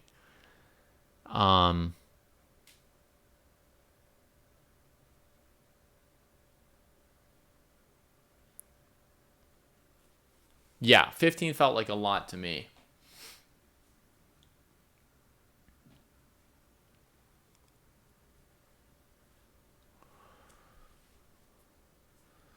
So obviously 15 pandas, like, you know, a GM can earn more than that. An NM or an FM can earn less than that. You know, an NM or an FM can probably charge like $50, $60 an hour in the US right now, maybe 70, depending on area. A GM can charge anywhere from like 140 to 300 maybe. So you can do the calculations off of that as to like how lucrative or not it is as a way to make a living. I think it's a perfectly, like, let's put it this way. You would never starve if you're a master and you want to teach chess, right? Like, you can definitely live off of it. It's probably not going to compare favorably with some of the other fields you asked about, like finance. Of course, you're going to compare very disfavorably with, but then of course you're wasting your whole life making the world worse instead of better or neutral. So that's a disadvantage. And then engineering, also, I don't think that like teaching chess is going to earn more money than most engineering careers. So that would be a way to maybe create something of value and earn a lot more money than off of chess. I think people who end up doing chess as a career are probably not doing it purely based on like a financial calculation. It's probably some mix of like they were into chess and they like teaching, or they were into chess and got so into it that they couldn't stop and had to keep doing chess related things. And I don't think that many people end up teaching chess because they like did some calculation, like if I invest this much time getting this good at chess and then start teaching lessons and blah, blah, blah, this is like my route to making money. But some people may like fall into it where at a certain age, like, you know, they've been passionate about chess. They haven't trained for anything else. They're a master, but they're not like, you know, a grandmaster who's going to make huge money off of tournaments. And then they get into teaching. That is satisfying, gratifying. Yeah, that is. Does teaching help your chess? Teaching hurts your chess in general, Fire Rook, if your students are not very, very strong.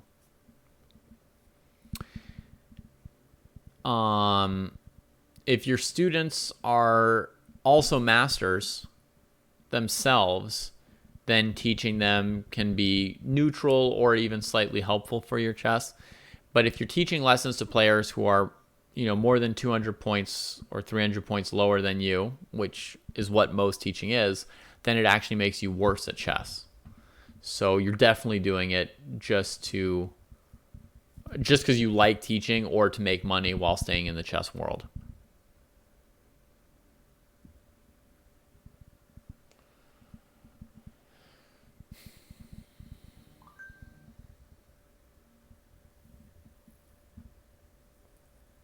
A favorite blindfold game? Not off the top of my head, no.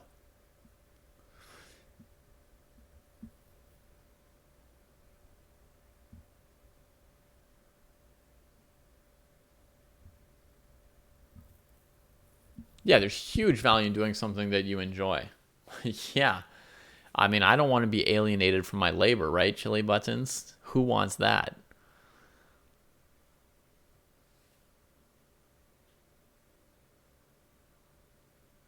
I don't know how much like seconds make compared to coaches, right? But like seconds are basically, for those who don't know, seconds would be like a professional chess player probably who like works for another professional chess player to help them with their preparation. And it might be because they've decided that they prefer that as a career over playing themselves, or it could be something that they do in between playing for themselves. So for example, like 15 Pandas and I, if we were each like 2,500 rated GMs, we might say, hey, you play this tournament and I will like prepare you. And then at the next tournament, I'll play and you prepare me, right?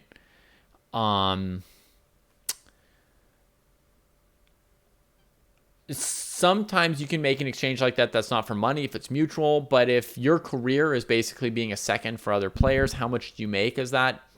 I don't know, but I imagine you would have to get paid at least as much as you would get paid for teaching private lessons, right? So in general, like a chess player of a certain stature, level, and career is going to have like a sense of like what their hourly rate is, so to speak. And then they're going to use that rate for any work they do, if that makes sense, right? So like if they're asked to do a lecture, same rate. If they're asked to teach a camp, same rate. If they want to be a second for somebody, same rate. If they want to do videos for like a website, same rate.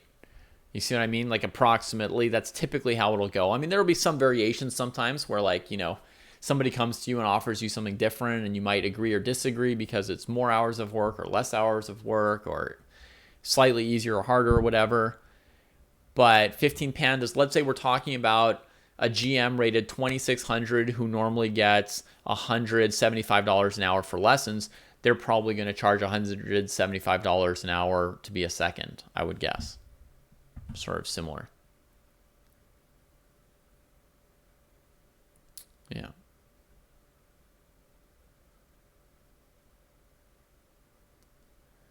How does teaching make you worse? Because in general, Samuel, if I'm trying to teach like a 1500 about chess, to do it well, I have to meet them at their level and teach them about stuff that's proximate for them and at a level that's reasonable for them and without extra complications and with like a focus on what they're able to understand and not all the other things that are going on in that position or the deeper level or the 500 exceptions, etc. In other words, I'm teaching them about chess in a way that's completely different from the way that I actually play chess myself if I'm playing or solve puzzles myself if I'm solving puzzles, etc. In other words, it's time I'm spending with chess pieces or chess boards or, online chess tools where I'm not actually thinking in my professional chess brain. Therefore, it's eroding my carefully honed instincts and habits for when I touch a chess piece, like ding, ding, ding, ding, ding, certain like parts of my brain need to like start firing in a certain way. I have to like immediately go into my, into my focus mode, intensity, decision making, like everything needs to kick in. Anytime I spend with chess that's not that, all of that is like rusting and I'm losing my response. Like, for example, Samuel, I went to like this tournament and I was relaxed. It's like there's an hour and a half on my clock. This position looks interesting. Let's think about it. Oh, how fascinating, how fun, how nice. That's not how like a chess professional plays chess. They're in there subconsciously making their decisions as fast as possible once they realize that the decision is no longer worth any more time of consideration or they're close enough to that decision. Millions of like subconscious honed things. Like so much of how you actually play chess eventually is these myriad subconscious processes that tell you when to look for a defense, when to look for an attack, when to think more, when to make a decision, when to think positionally, like. So it just needs to all be like right there. And part of how you respond to being near a chessboard and a chess set and etc. I do use my professional chess brain when I do Endgame Sensei. Absolutely, Pumpkin Spice. When I'm playing against Kostya, I'm completely focused. Yeah, I'm not reading chat. I'm not taking my time. If I've got the endgame with the advantage, I'm trying to like grind him down. If I've got the bad position, I'm just like trying to hang on to the board and not get pushed off the edge.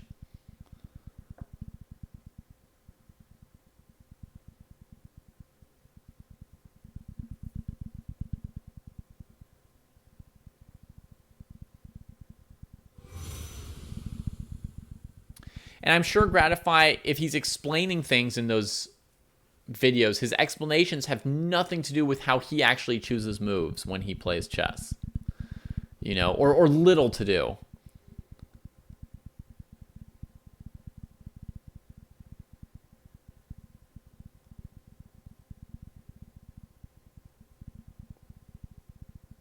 I admit I ignore you, Sokolov.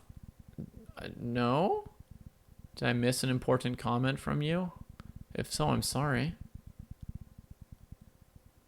I don't see it. Whatever I missed, I don't see it.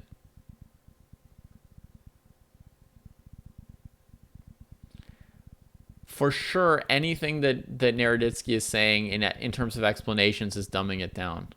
You have to. It's actually bad teaching not to dumb it down. Thanks for the Bezos bucks, 25 inf. My favorite kind of bucks to collect. Oh, yeah, when I'm concentrating, I don't read chat. So sometimes I ignore you, yes. But that's known, right? I mean, you can see this comment here about the private lessons, which I will now remove, right? But while I do my lessons, I'm not paying attention, right? And then there's times when I do answer lots of questions, right? It goes back and forth.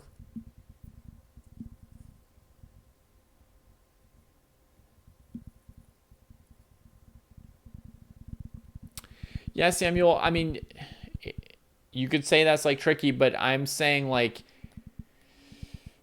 you want like it's like conditioning, right?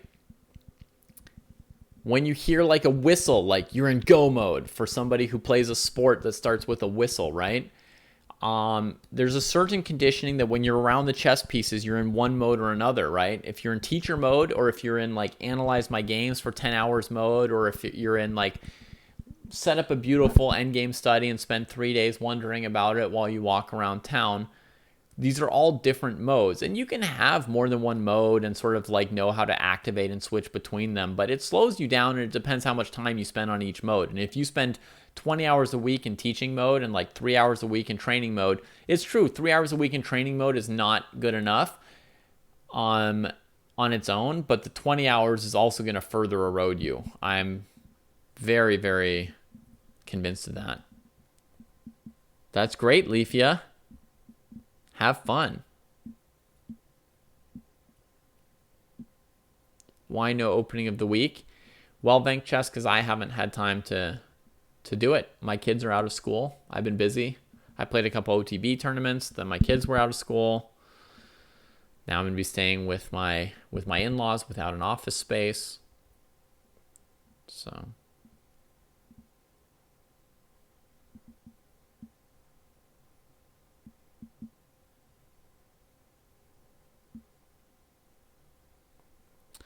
yeah, Samuel, I haven't thought at length about how it applies to other fields.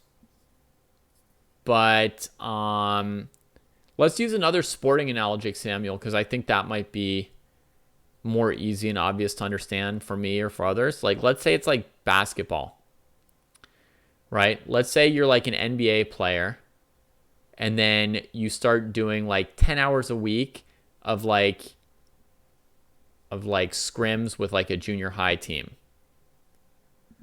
You can't just block every shot they take, right? You can't push like 12-year-old kids around in the paint for rebounds, right? I mean, you just play like a gentler, less physical, kind of casual ball with them.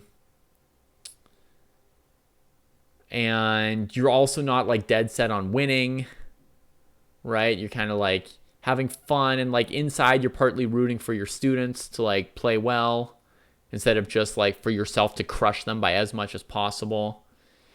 And that's just taking your normal like mode of being on a court or having a ball in your hand and shattering it, right? With something else. And I think that would erode you. I think that would erode you. To be really competitive, you have to have that edge where you're just trying to crush everybody, kind of. I mean, maybe there's like a few different ways to be a good sportsman, but whatever your way is, like, it's going to be different than the way you coach or teach. So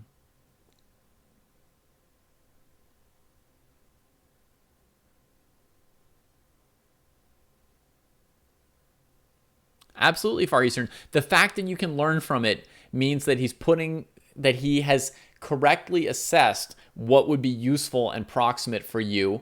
He hasn't confused you with too many details and exceptions, right? It absolutely proves that he's dumbed it down if you find it to be quality instruction for you. The mechanism may be different. What do you teach, Samuel? Math?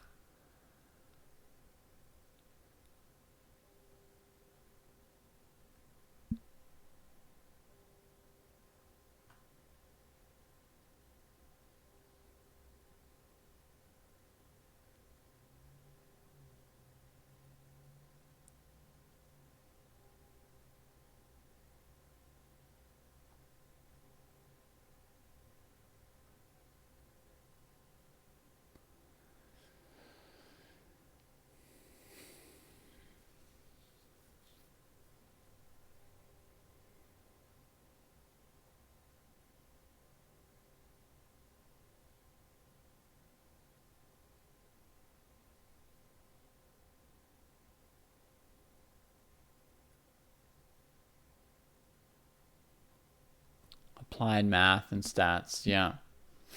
I don't know if my theory would apply to you then, Samuel. But do you still, like, do you both teach that and use that yourself? Like, do you have two modes still? Like, do you do math competitions? I did math competitions as a kid. You do teaching and research. So like academia, yeah.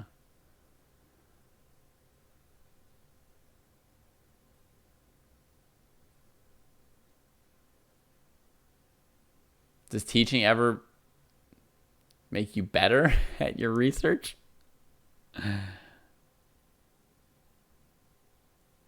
Dr. Christmas teaches programming and would now be better at teaching it than programming. Yeah.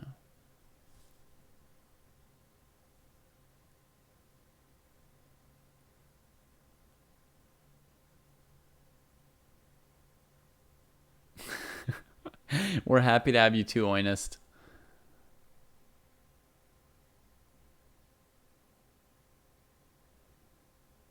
Uh-huh.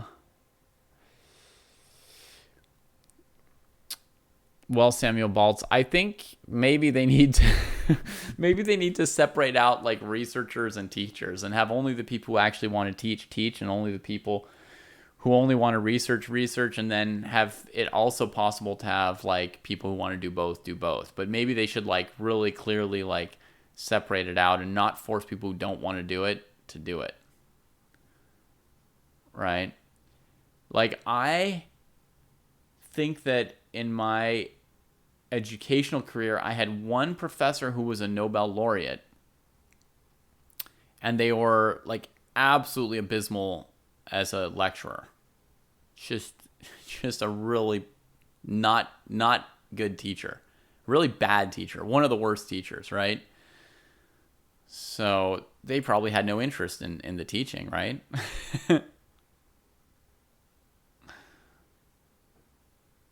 A lot of upsides and downsides, yeah.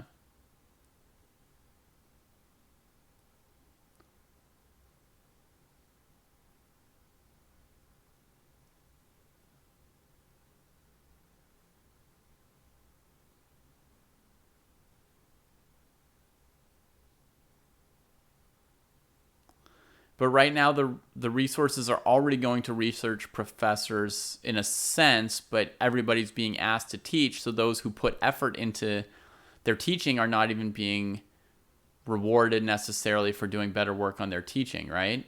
So you could create a system where there are like incentives for the teachers to teach well and incentives for the researchers to research well. Maybe.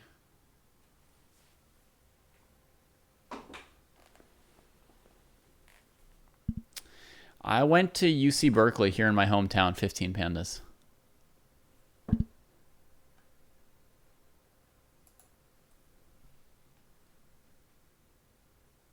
Oh yeah, I had a poet laureate who was also a great teacher, Stamen.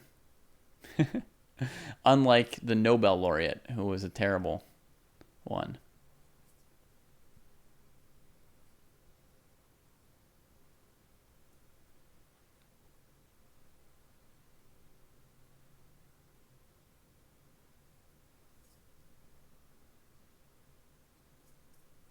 Yeah.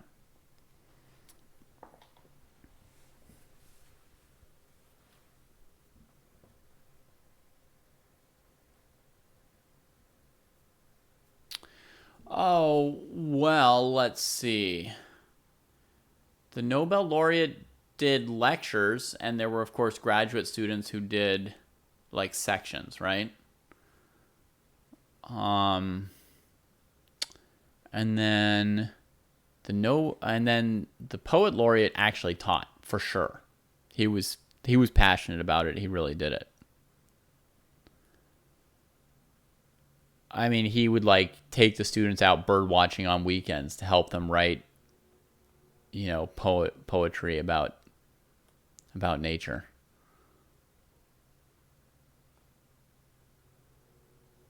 Like well outside of his duty hours, so to speak.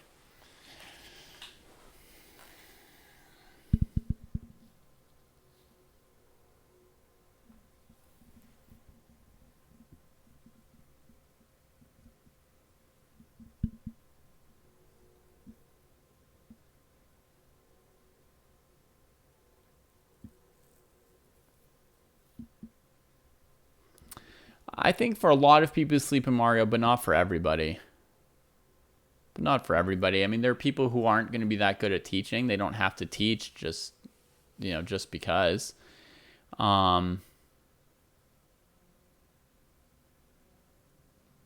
Wait, seriously, Fried Chicken? You've got opponents who are just like knocking the table over?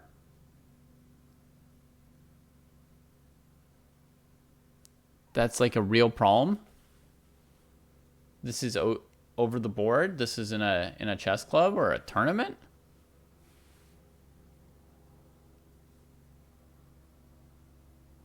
That's pretty crazy. I would say like avoid them and play with other people.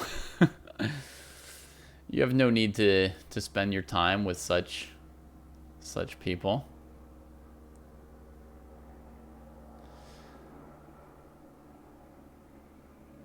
But I can imagine there are people who contribute more to their field by researching, and other people who are both good teachers and like able to like understand their advances can sort of mediate between some of the like most cutting edge researchers and then the teaching aspect.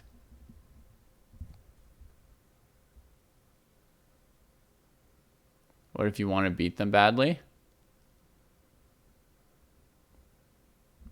I would say let go of your desire to beat them badly. It's not worth it. I mean, to see the chessboard flipped. Berkeley Chess Club or Mechanics?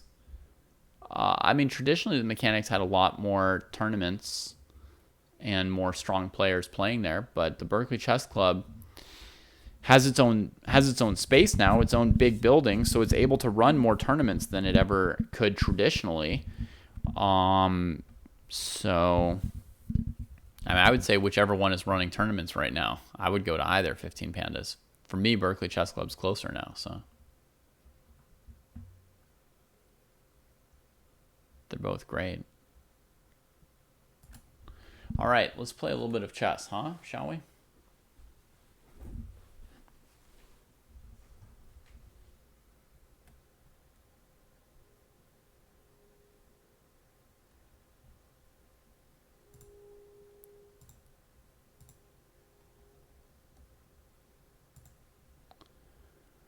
Okay, so I've never tried out, there's a new mode on chess.com, which is like odds. I'd like to just test that out since I never have before. See what it's like. So if anyone here would like to try out the odds mode with me.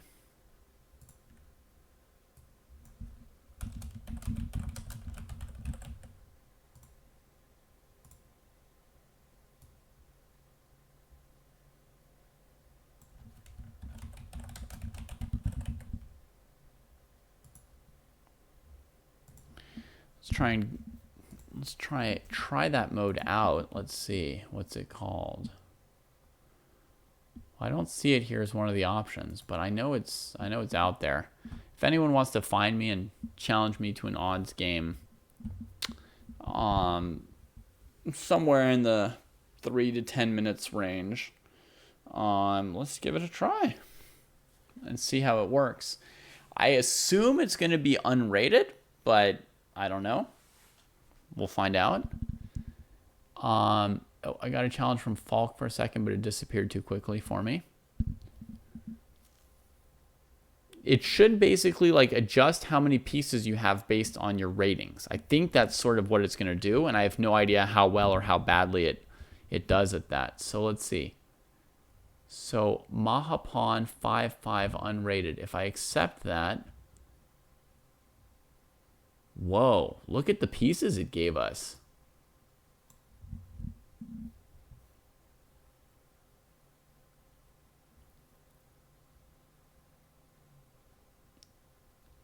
Very interesting. I had no idea what to expect here.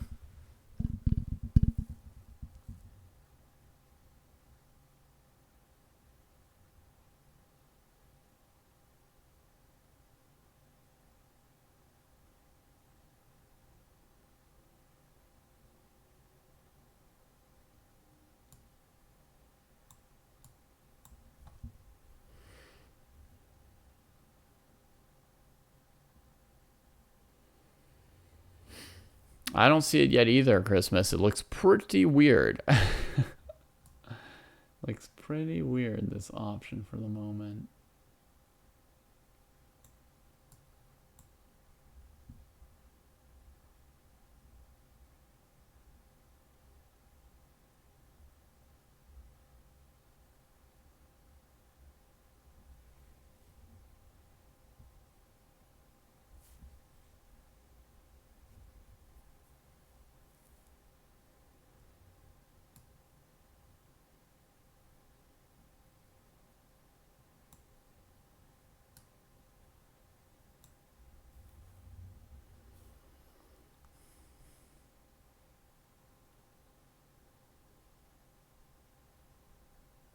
Yeah, it's just weird. Like, why didn't they give us each 2 rooks, right? If this is the right material balance, queen against bishop and knight, why don't we each have 2 rooks or 1 more knight? It's weird that there's like so few pieces. Like, I don't know.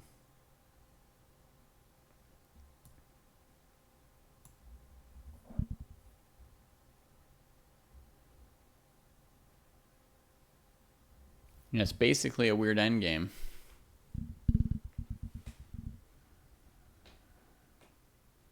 I don't feel like I've got anything to work with here.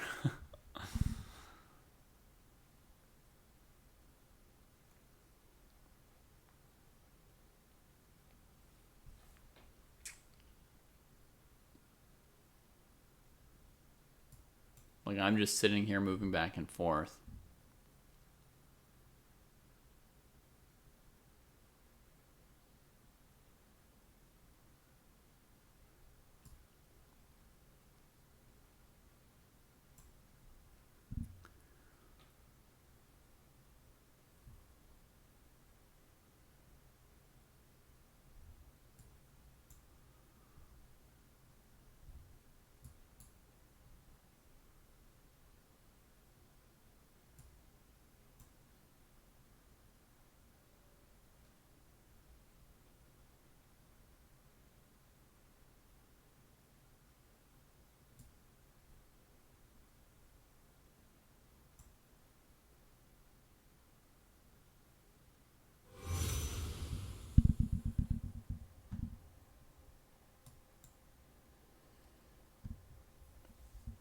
Maybe Christmas. So far, it just feels like I just don't understand why it's such an endgame.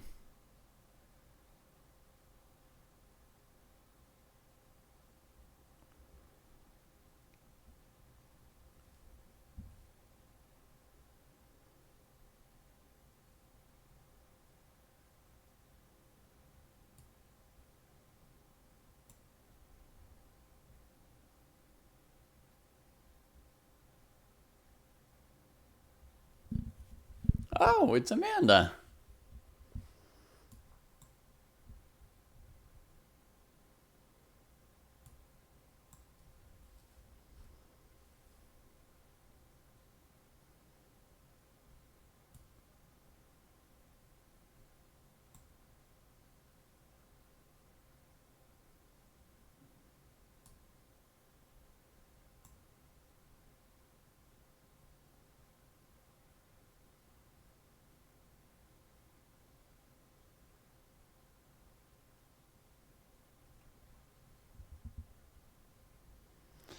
He's got a log of it, Leafia, so you'll be fine.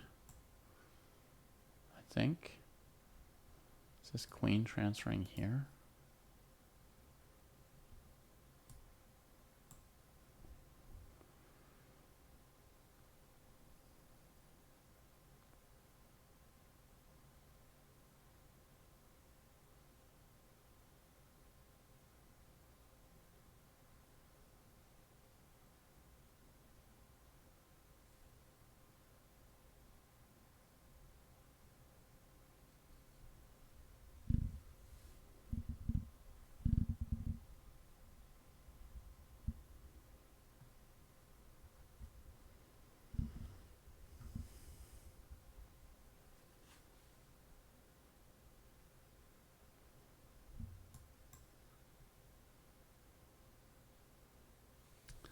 Hey, Vaibhav.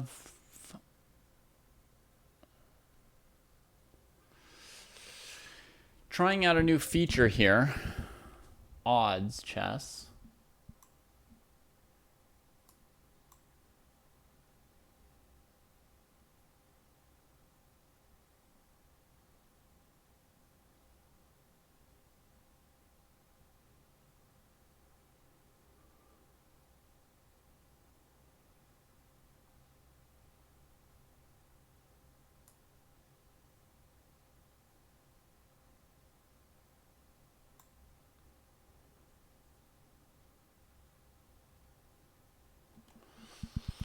And it put me straight into this end game. Yeah, Christmas.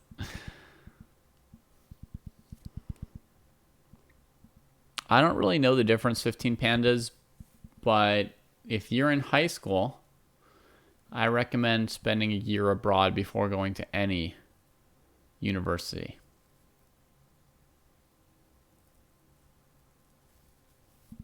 A year abroad working.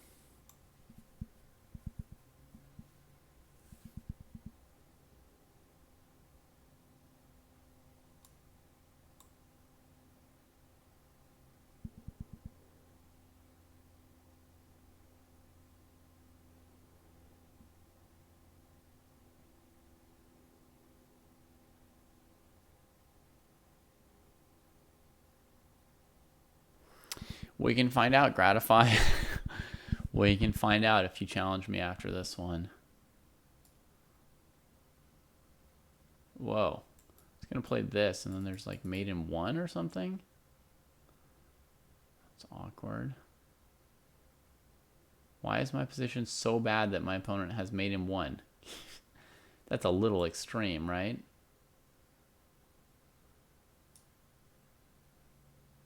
Ugh.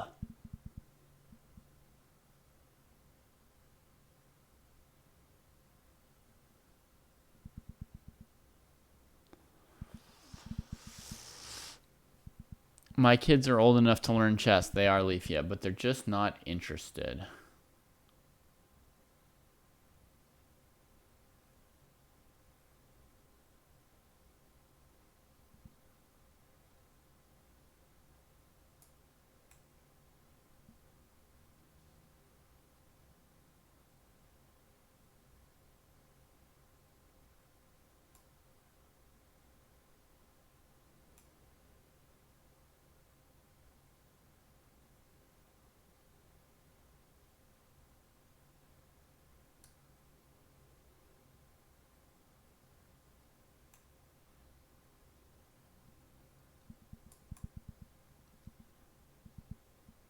This is ridiculously hopeless.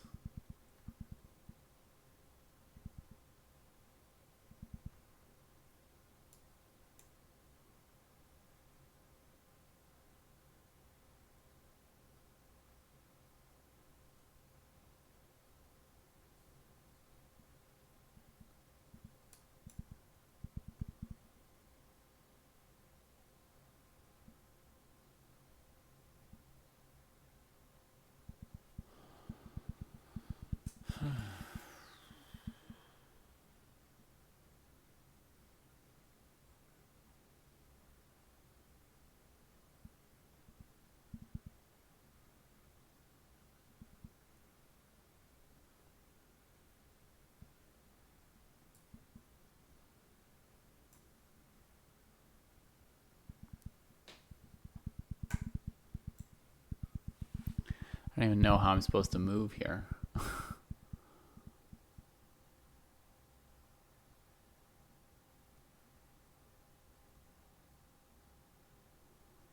Oof.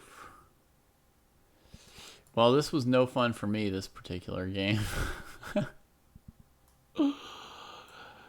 Oxygen.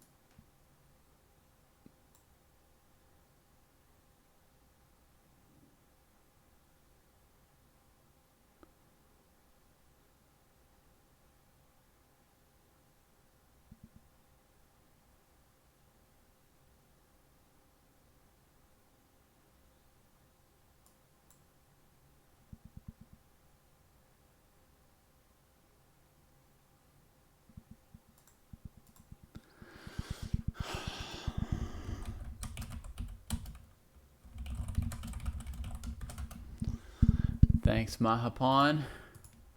All right, we'll try another one. Try with Falk.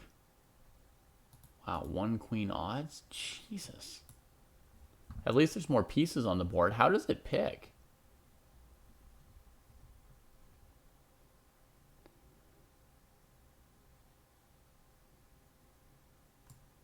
However it's picking, like, I can barely beat Falk even. Much less down a queen.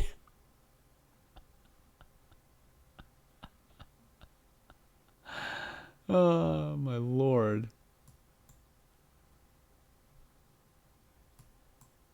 If I had to guess, I would guess that if I gave Falk 1 piece, he would score more than 50% against me.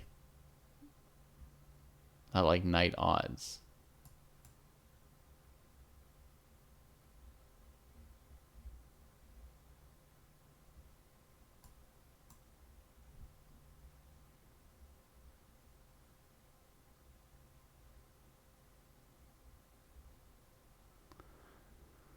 This is a bit better casual player insofar as, like, at least I've got some pieces to, like, you know, maybe play the game with.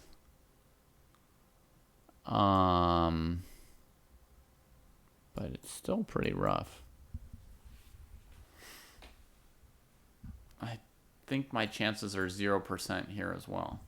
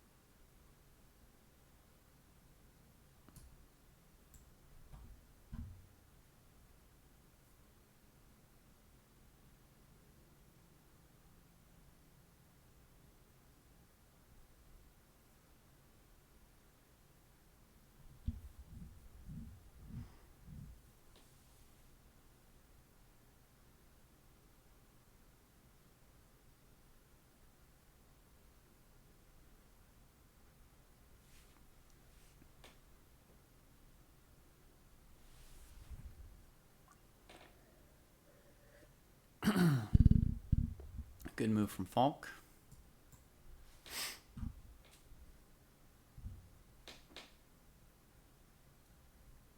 That's what I would have played.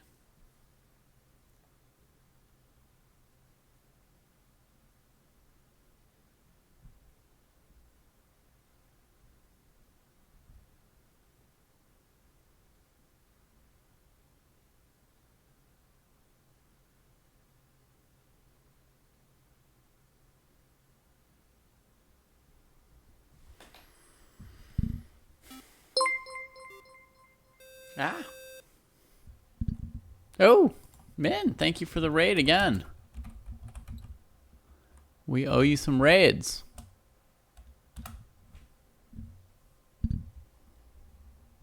Oof. Another good move, huh? Something like this. Thank you, thank you. Min, did you receive my invitation? I have a game show for you.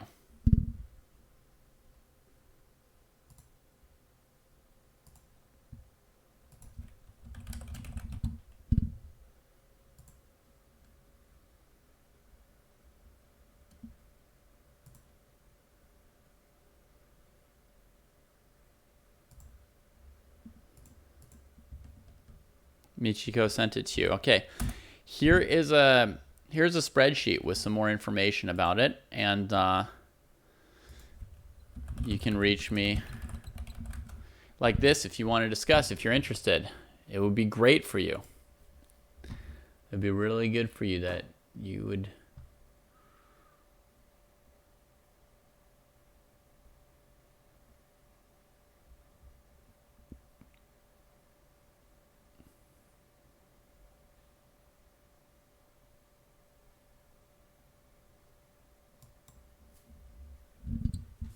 All right. Awesome. Awesome.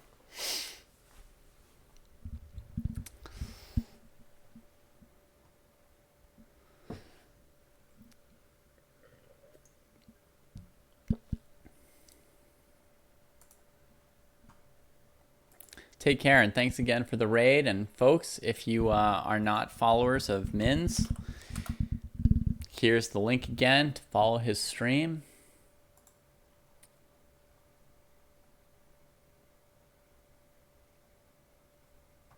If Falk had like 30 seconds, then I might have some chances. So I need him to think for another 2 minutes about something random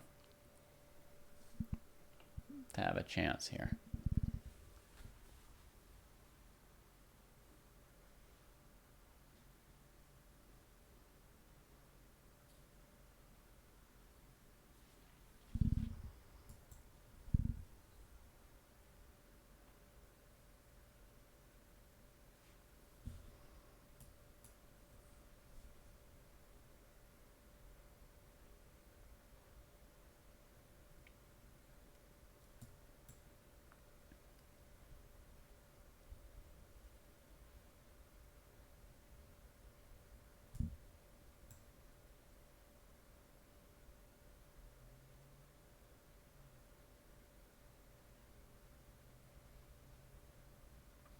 Hey, Toto.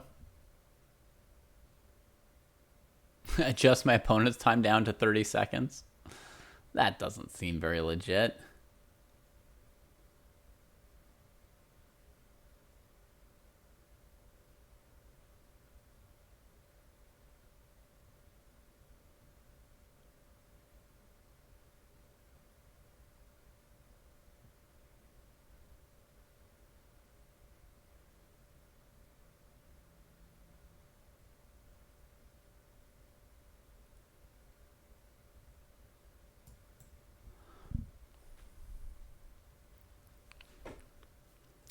Well, what can I say, WCES? It's feeling pretty hopeless playing down a queen against real chess players.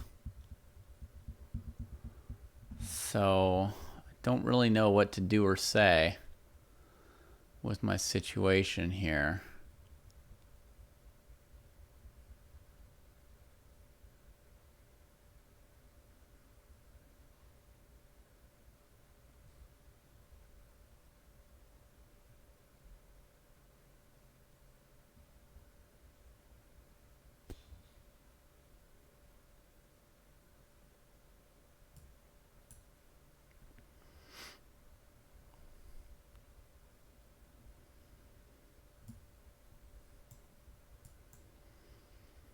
I'm just trying out this odds feature on chess.com, a new feature to play games at material odds. My first time trying it out. It's pretty funky so far.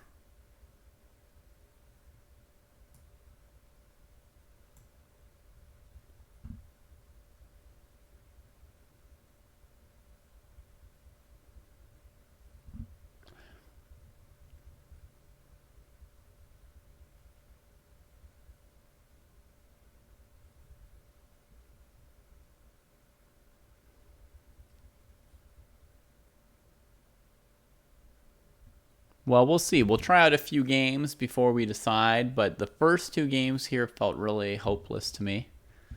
Nothing like 50-50 as far as like chances. I would have given myself about 5% or less chances in both of these games. Falk has a 5-second increment this game, by the way.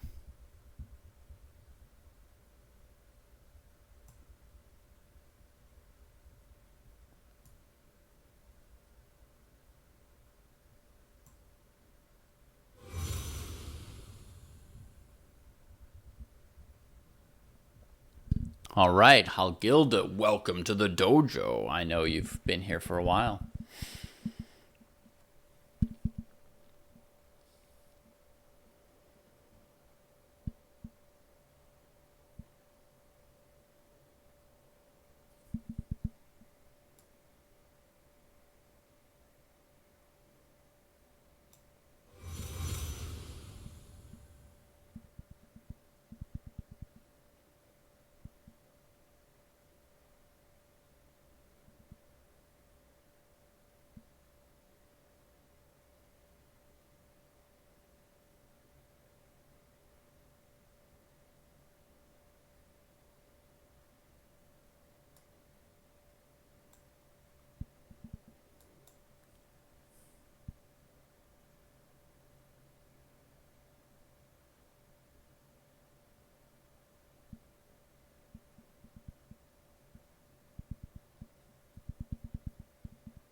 It's a better experienced casual player because at least I can move some pieces. I fully agree with that.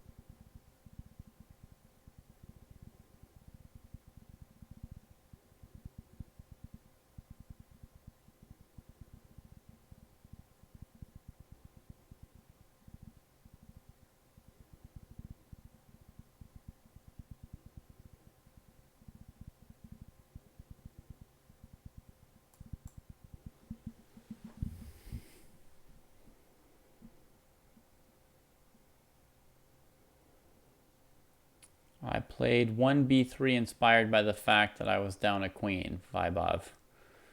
Nothing to do with Audubon.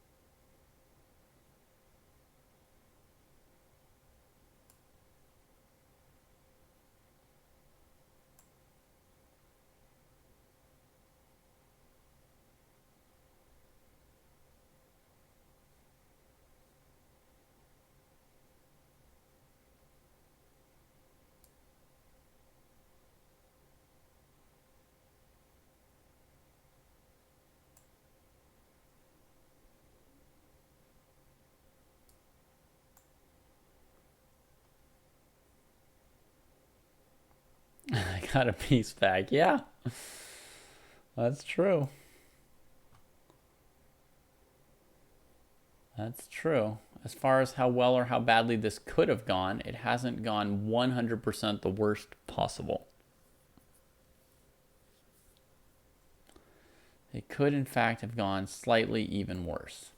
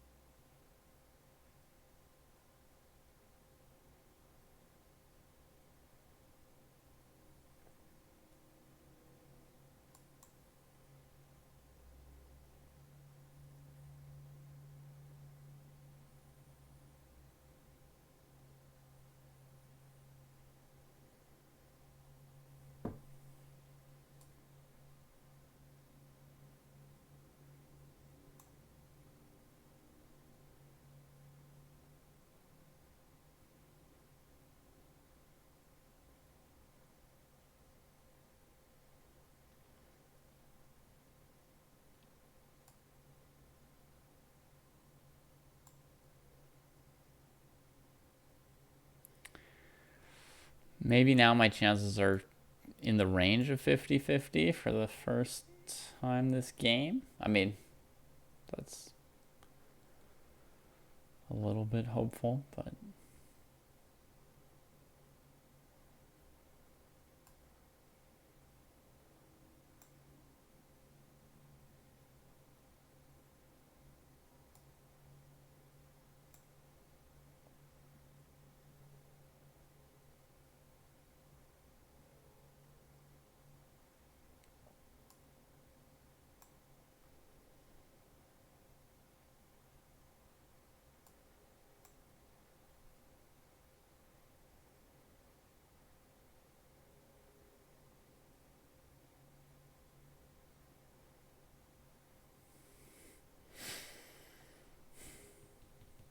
he's got a 5-second increment railbird.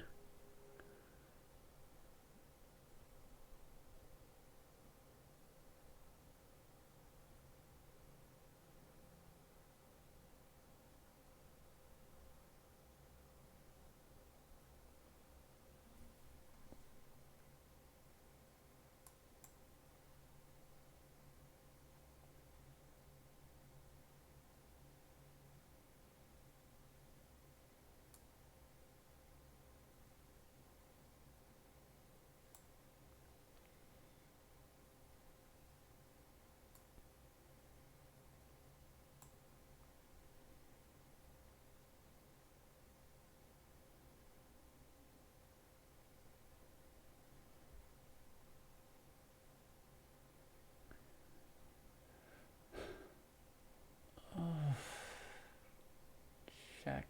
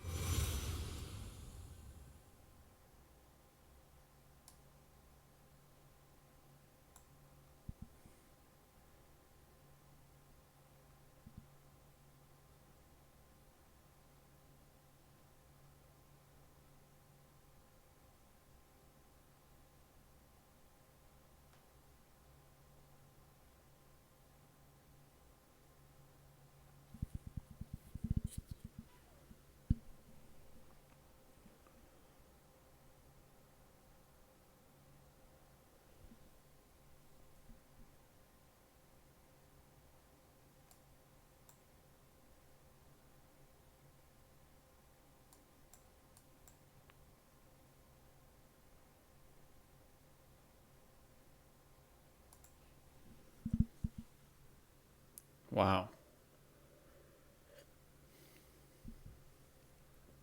GG, Falk.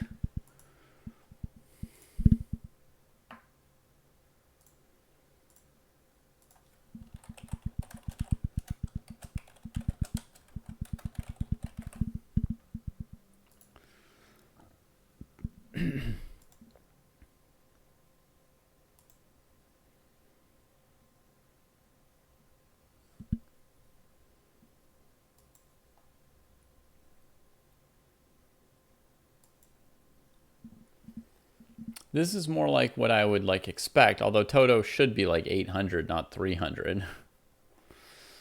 But if Toto were actually 300, I mean, this is maybe reasonable.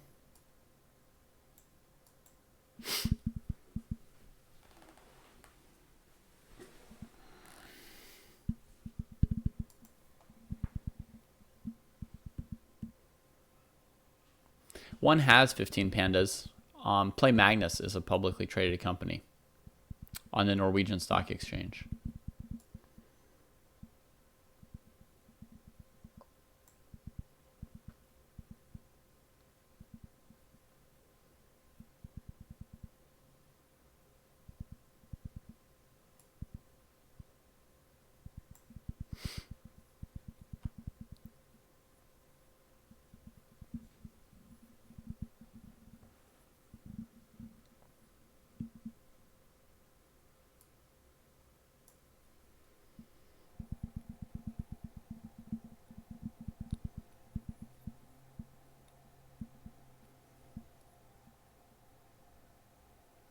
That's right, Bradley. That first game was very, very odd. The next two games made a lot more sense. Although I thought that Queen was way too harsh against Falk. But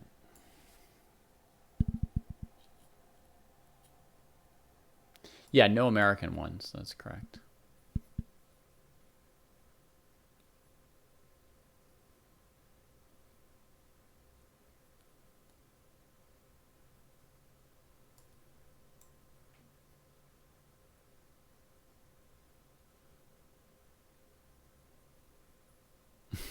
All right, Amanda, take care.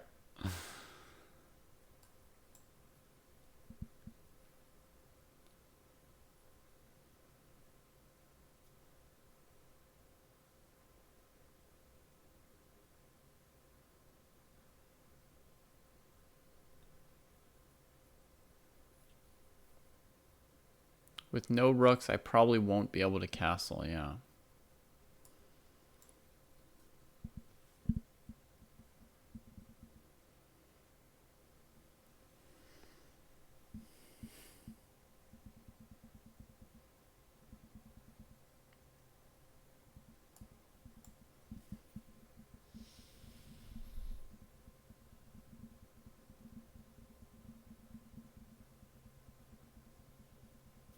Are the odds the same at any time control, Venny? Like for 1 minute, 5 minutes, 20 minutes?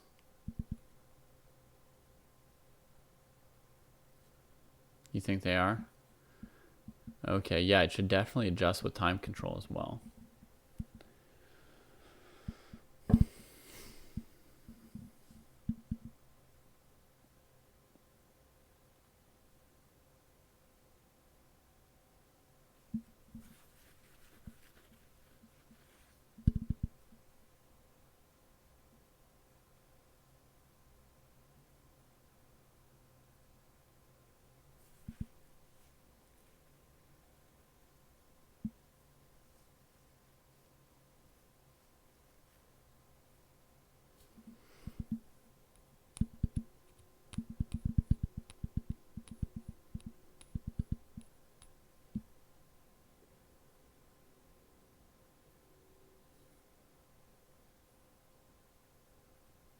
Sure, Maha, that would be good, yeah.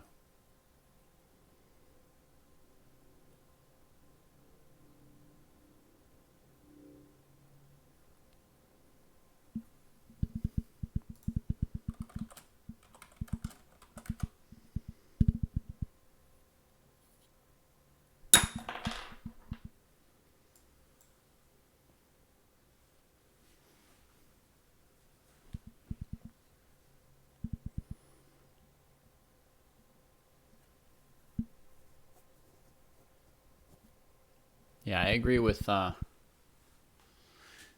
Omega Man that this was a very good move. F4, last move by Black.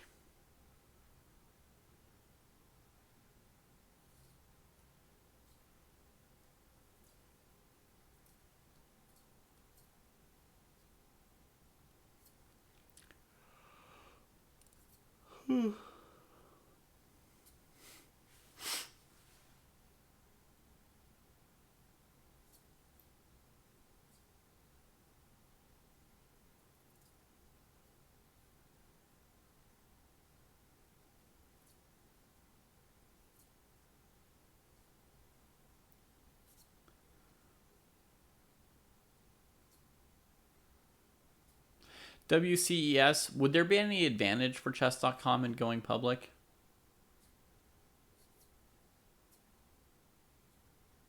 Like, is there any reason chess.com would want to go public?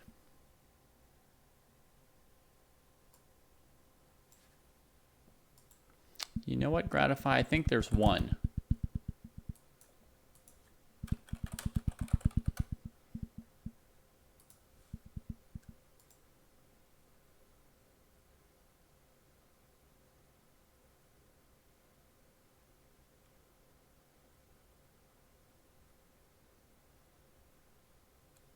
Oh, sorry, it's my move in my game here.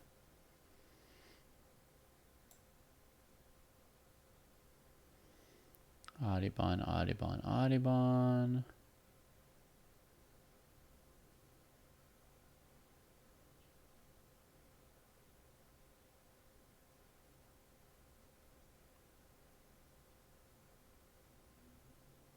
Oh, there's 3 of them, I think. Hang on.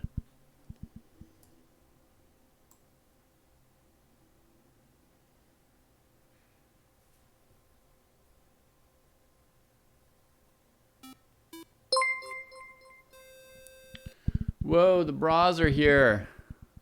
Thanks for the raid. Much appreciated.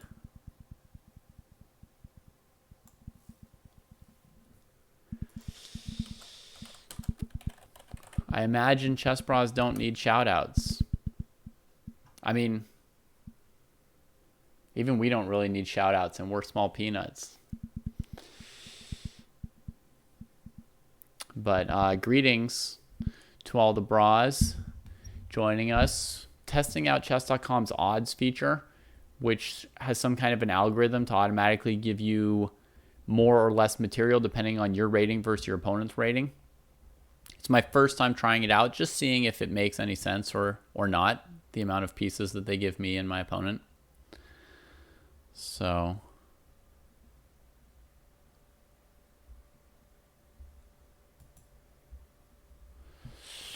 okay, my knight's attacked. I'll move it. So this game here, I started without my queen or both rooks. So the odds were not in my favor. At first, it seems. We'll see how it goes. I think my real problem is that my opponent has a blitz rating of 300, but really they're more like 800 to 1,000. So maybe if they were a true 300, this would be fine. I've certainly beaten beginners with these kind of odds before over the board. But this opponent is probably too strong for such things. Ooh, it looks like bad things are coming down.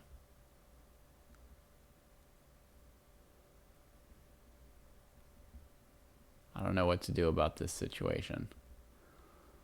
Situation is looking grim.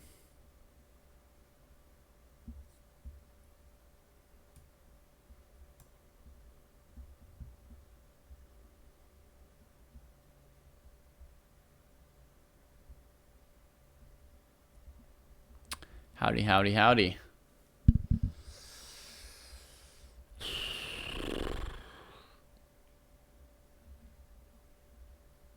Ouch.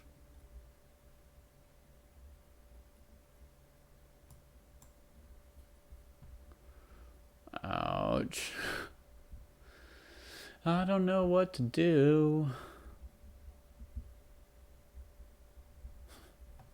Sure, nobody has any good advice for me.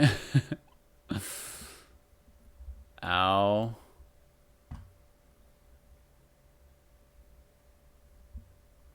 The best advice you have is to resign.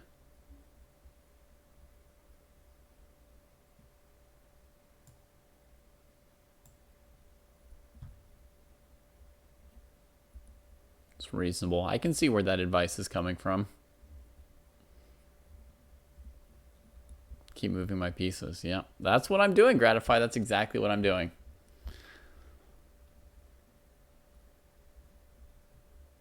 At this point, I need to move like queen f5, and then I still would be needing some more moves that weren't very good. Toto, you're giving me advice during your own game. That means you're listening to me as well while we play.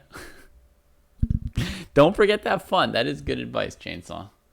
That is always good advice when you're playing chess. You want to remember to enjoy it. Ouch, Toto, ouch.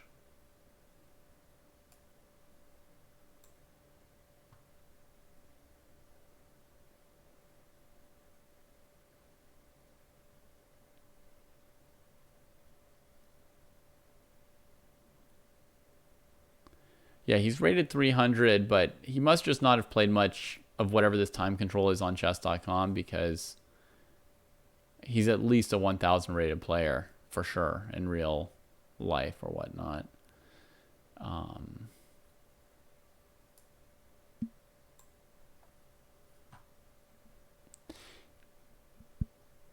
He hung one pawn early in the game, but that wasn't enough to make up for a queen and 2 rooks.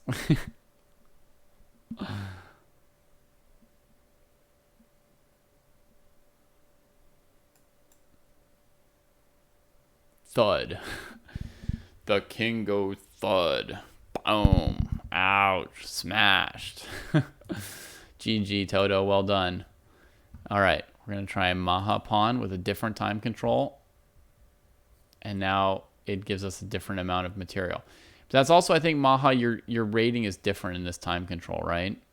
So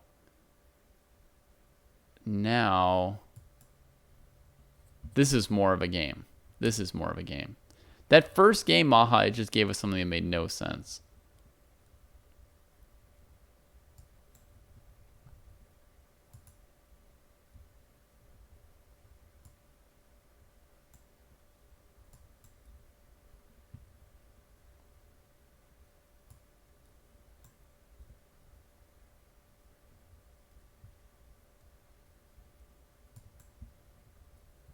You guys think I've got a real chance now, right? The odds are definitely better than before, yeah.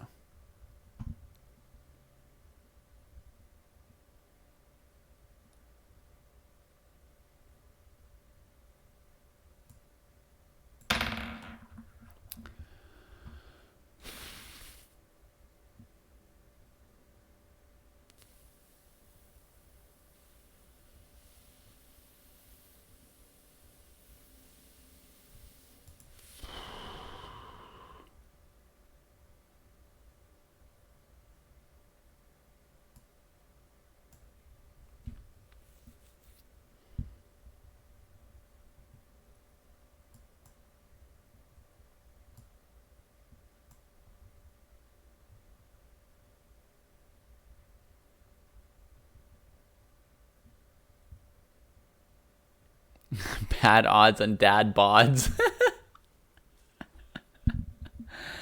I don't think it lets me castle, Stamen, yeah. Whoa. Maha's like, let's end this charade. You want to end the charade?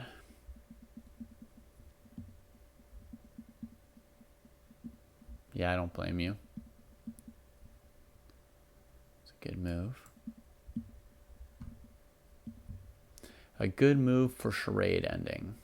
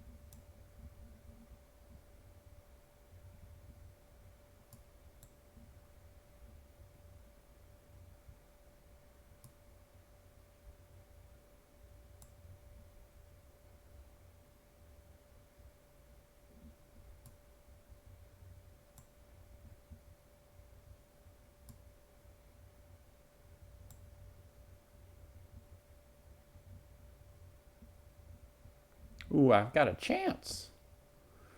I've got a chance.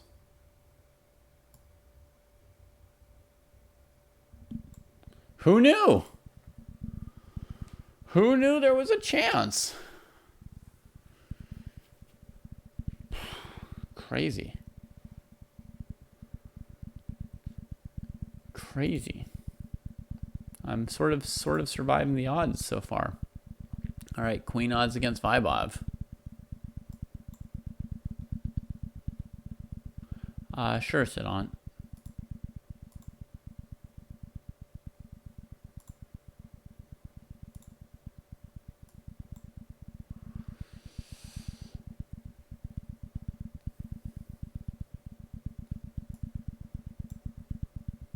Let's see if Vibov likes the London system or if the London system tilts Vibov.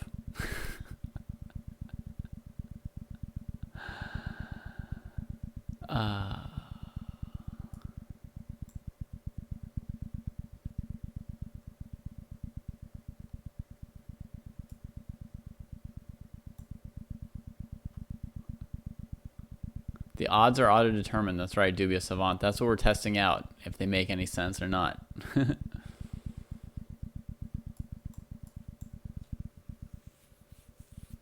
As some of you may know, I've never played the London system. This is game number 1.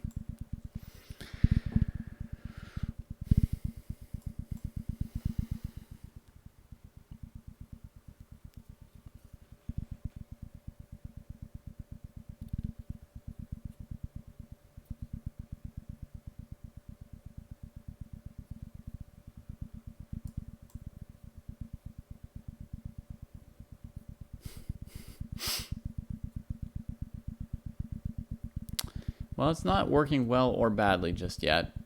For now, it's just a position.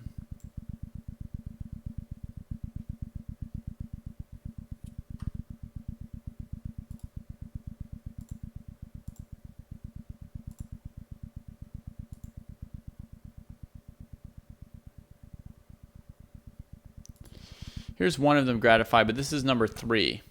You have to try and find like 1 and 2.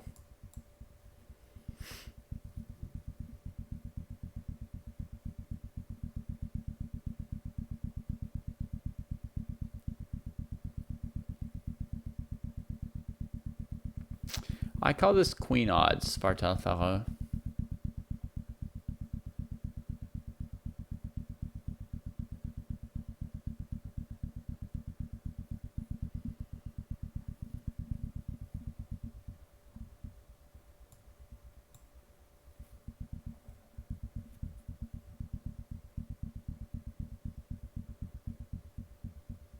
Ooh, here's another one.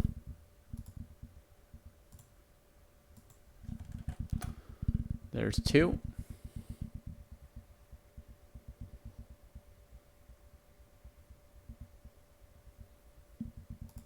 Ooh. And the first one. Check this out, man. Whew. Those are games from when I was a kid.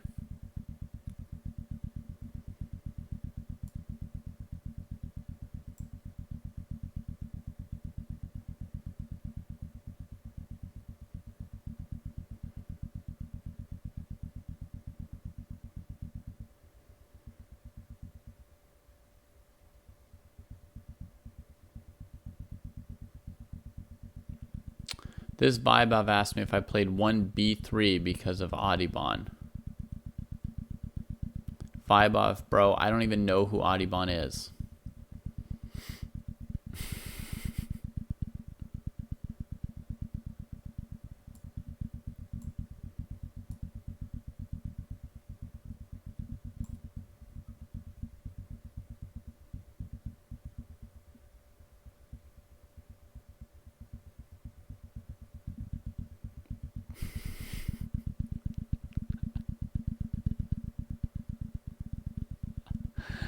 I'm teasing, guys. I'm a chess player. Of course I know who he is. I'm just trying to piss Vibov off.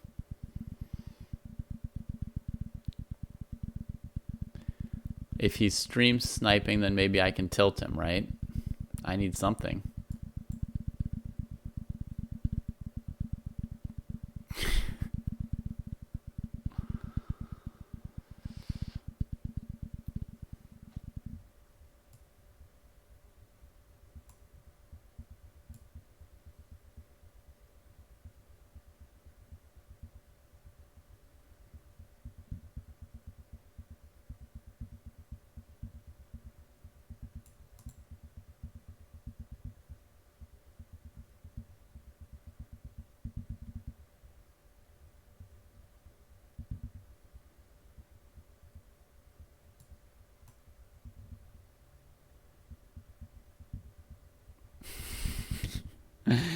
I figure you just like him because he's Indian, Vaibhav, right?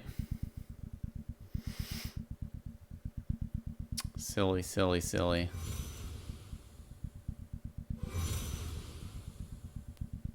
One B3 existed before him. It has nothing to do with him. It's named after Bent Larson, a non-Indian grandmaster.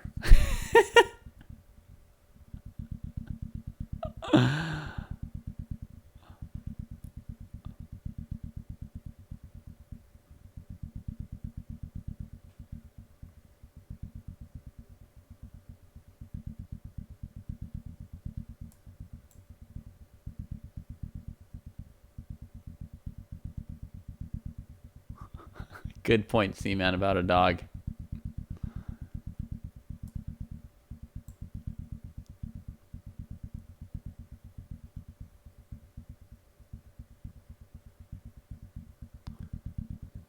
Was B3 invented or discovered?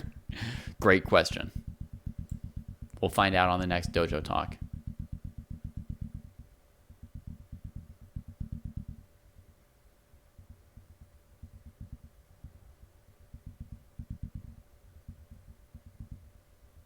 Come on.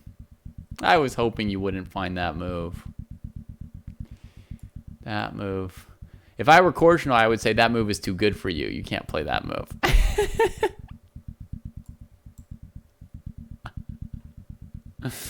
Korchnoi in an analysis session, his opponent once like played some move which proved that they had a good position, and he was like, "Oh, that doesn't prove that you have an advantage because you would never find this move in a game. That move's too good for you."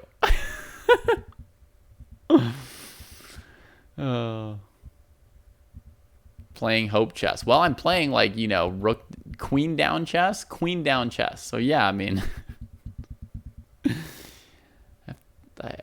if I assume my opponent's going to play all the best moves, I could have resigned on turn 1. These are random people challenging me. Real Dojimon.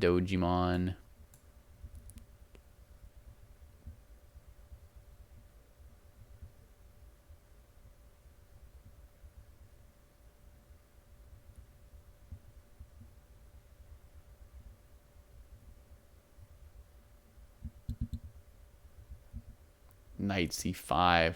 What a move. Brutal, brutal, brutal.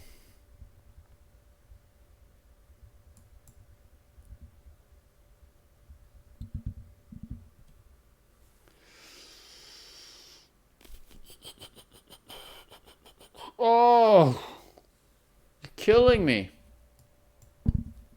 Stop. Stop. Jeez.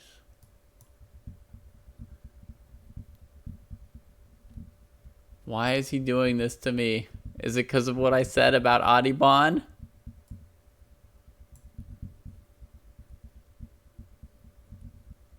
All right, that's enough for me. Good Lord.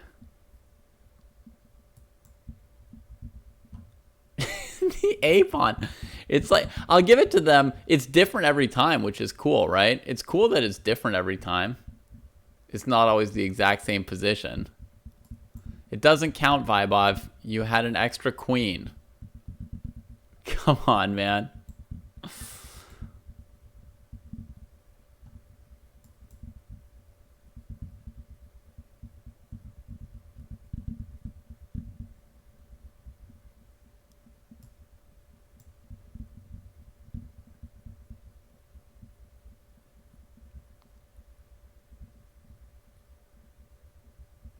Oh.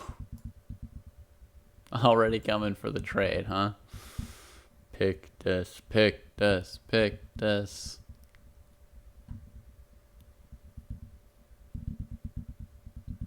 I don't know if I've tried out Nightmare. My pleasure too, Vaibhav. You played very, very well. Brutally, brutally. Yeah, but with the odds, then it's like I'm not an IM, right? Then it's the same as beating a 1600. What is this kid trying to do to me? Queen to h4 to h3? Yeah, you played very well, Toto. Very well, also. Easily 1,000 points above your rating.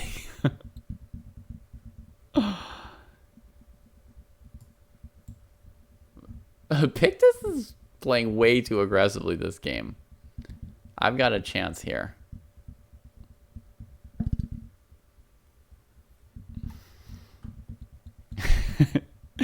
You're welcome, Vibov. Everything I said about Audubon was a joke too. Don't worry.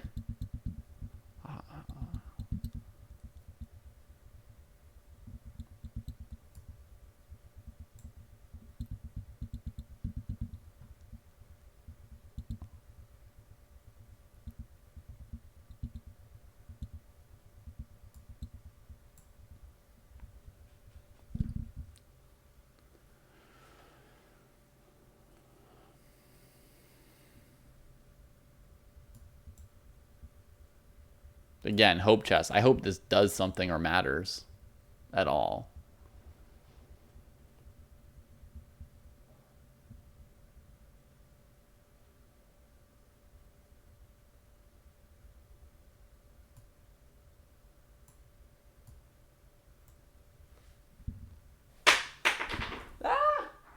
My hand pawn.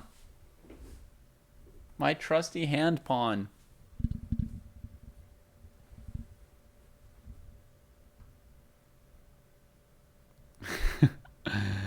All right, queen to somewhere random.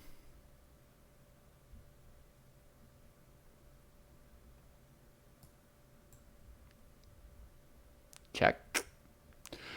Check to the miserable king.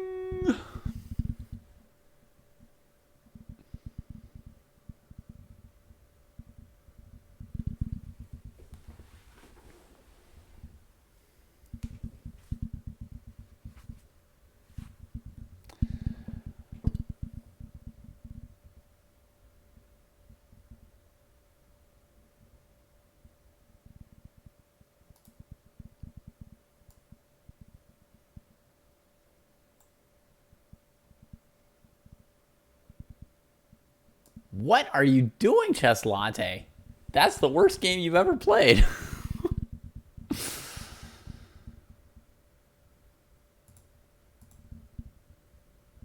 It seems like I'm scoring close to 50% with these odds, despite it making no sense, right?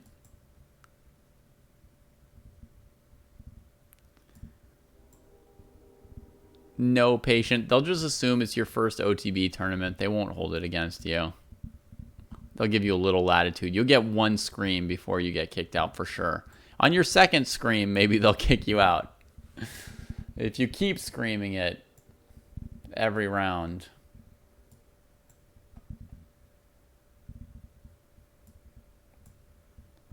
I think one scream you'll get away with, yeah.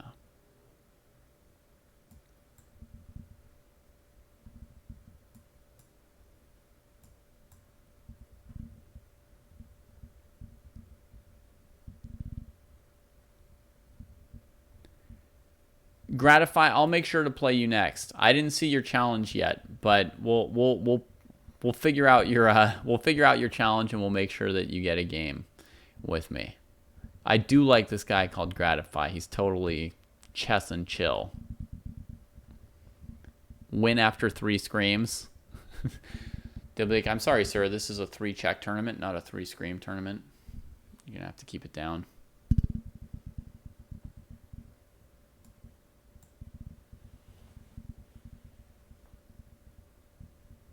They say always repeat once, Murphy, not always repeat 3 times. Right?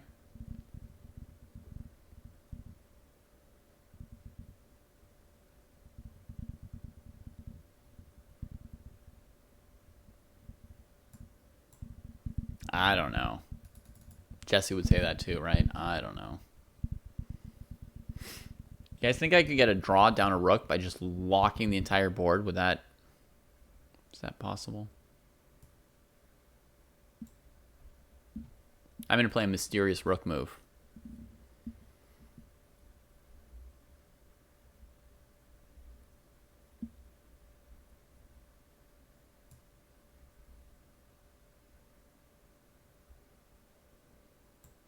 I think I can get a draw with a4 here.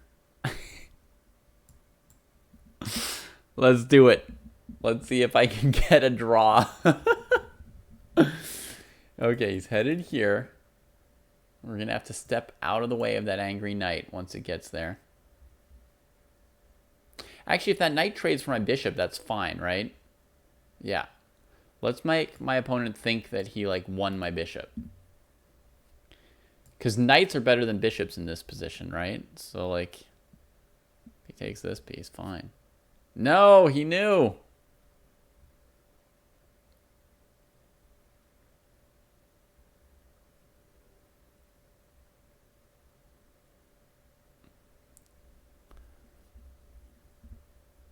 Basically, every piece on this board is a pawn except the knights, right?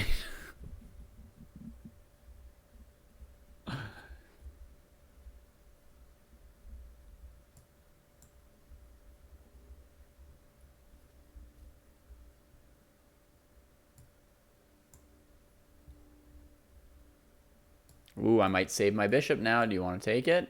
Final chance. Final offer, Basilio.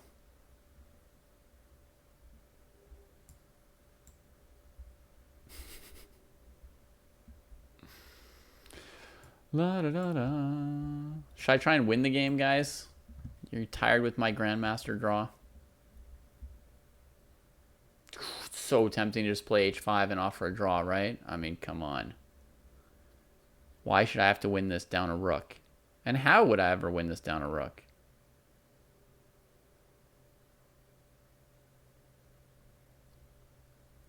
No, nobody could expect me to win this down a rook. Make the draw. Why would I open a file when I've got one rook and my opponent has two? Why not h5, Venny? I'm still sort of dreaming of my opponent somehow blundering the game to the point where I get to win, I guess. The fans still want me to win somehow.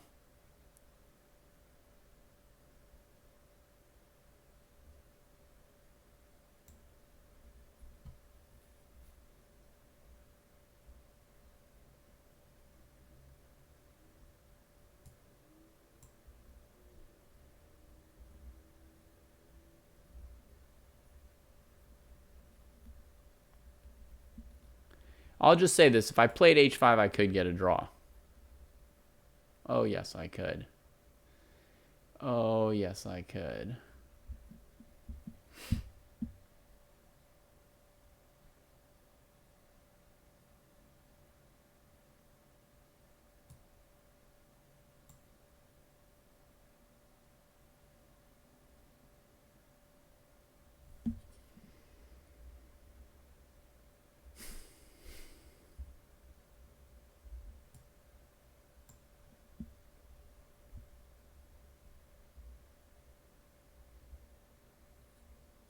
I could have had a draw. Closing the h5.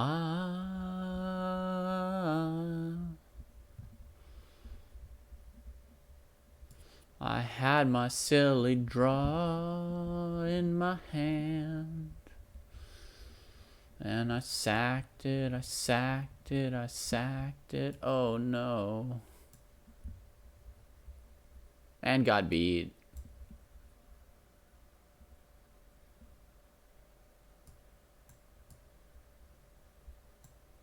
Knight h5 looked good, but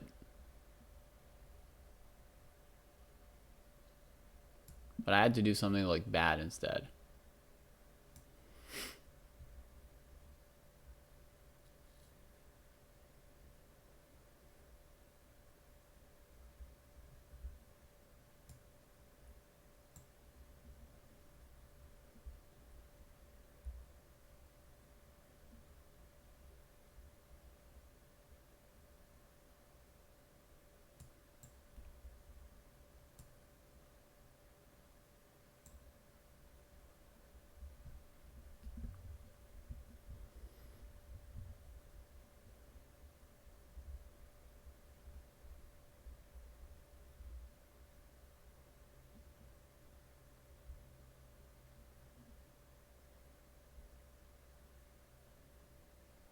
Stupid bishop. Not helping me at all.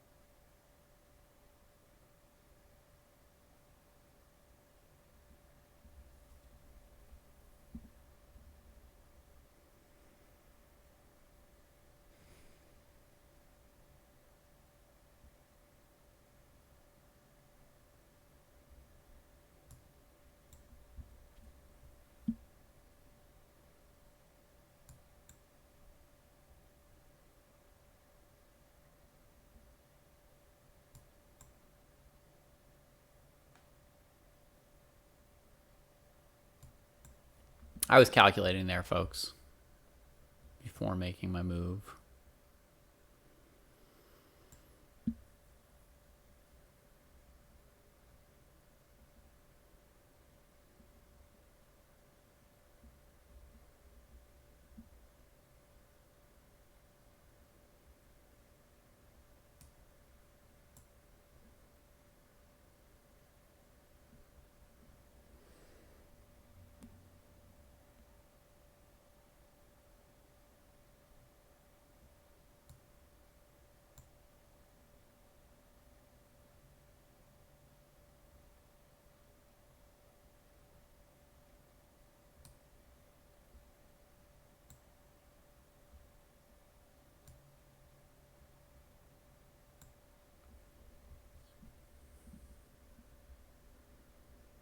Bishop still sat on b1. That's true.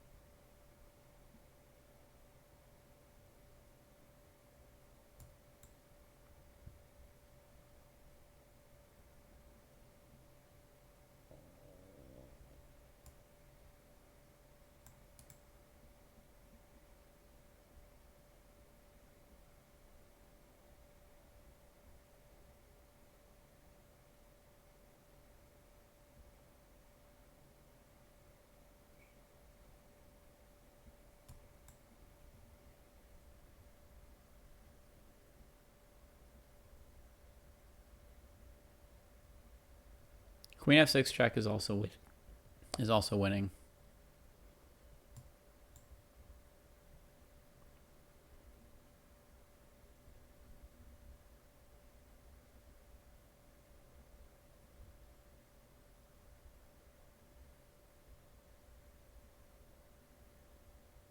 My king's completely safe on d6. King h7 was also winning back then, Sparta Farah, yeah.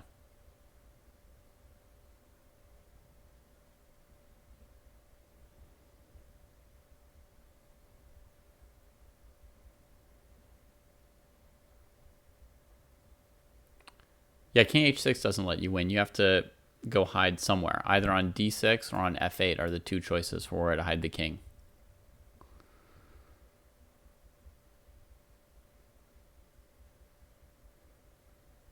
All right. Now let me try and play Gratify.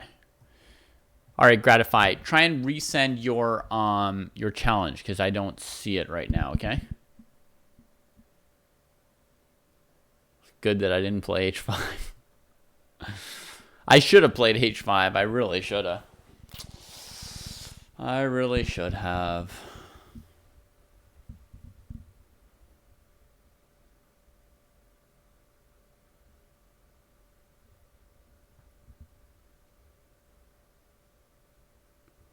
Wow, this video's got 100 views.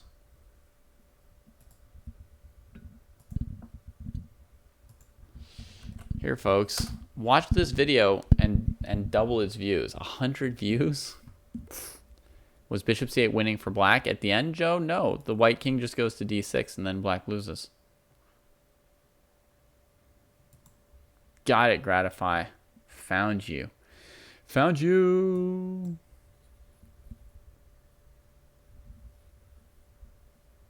Oh, if I block with the queen instead of the pawn, Joe. If I block with the queen, it's check to the black king on d8, so it forces a queen trade.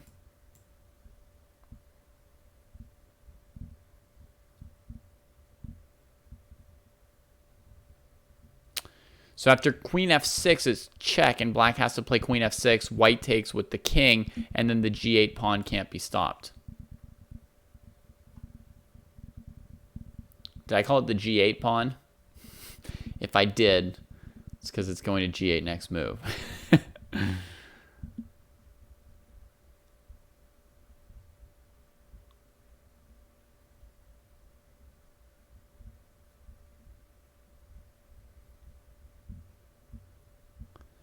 Yeah, the engine evaluation here would be that white's not doing very well, right?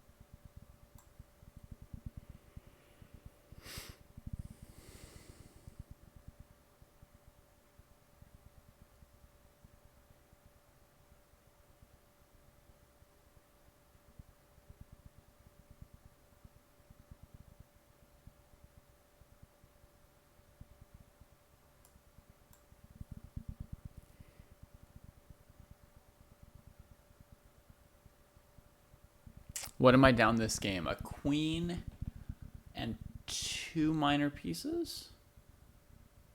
Yeah, queen and 2 minor pieces. That's definitely a bit.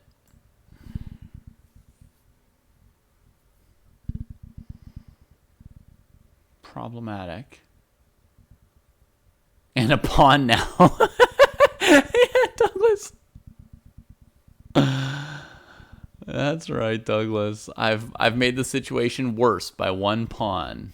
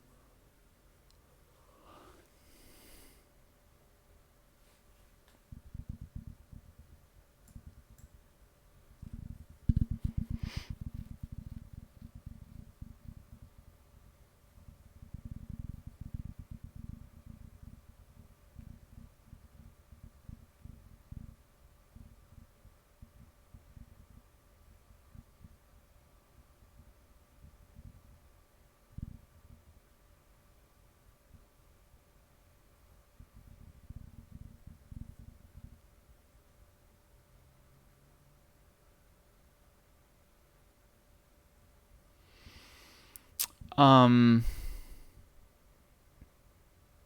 aren't any Chess Dojo Live clubs, but if you just mean are there OTB clubs in the USCF, yes. The USCF has plenty of clubs. Yeah, those are a real thing.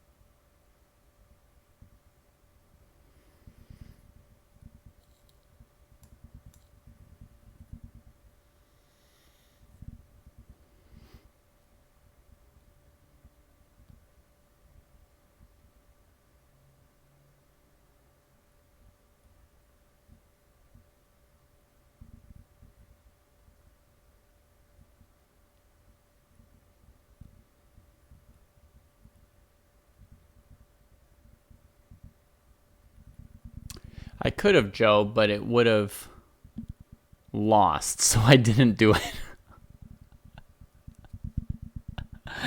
I couldn't even afford to just take a hanging piece.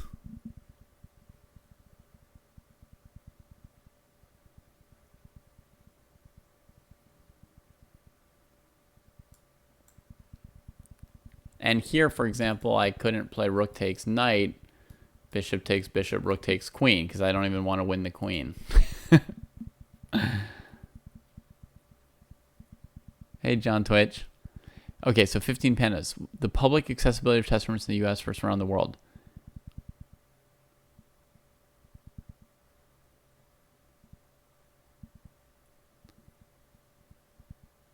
Well, Tata Steel has a sponsor, right? 15 Pandas. Do you know of any tournament in the U.S. with a sponsor?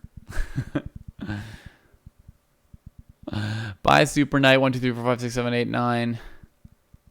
I apologize for being the worst. It's not what my parents hoped my life would be.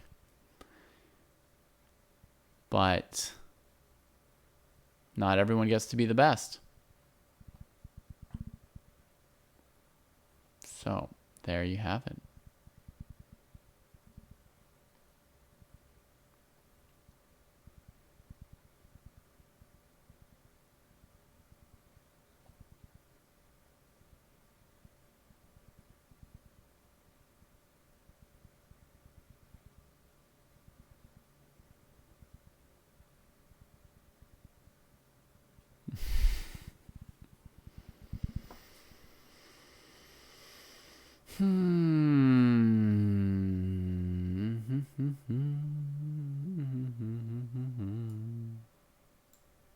Let's just go here and see what happens.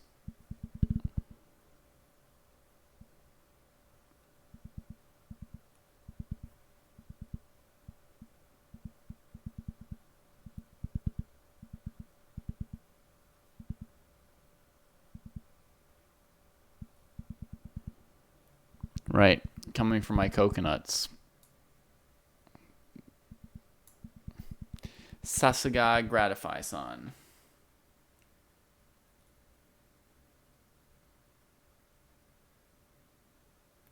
I don't know if I'm playing for tricks or if I'm just playing garbage. Like, every move I played is just losing. Ugh.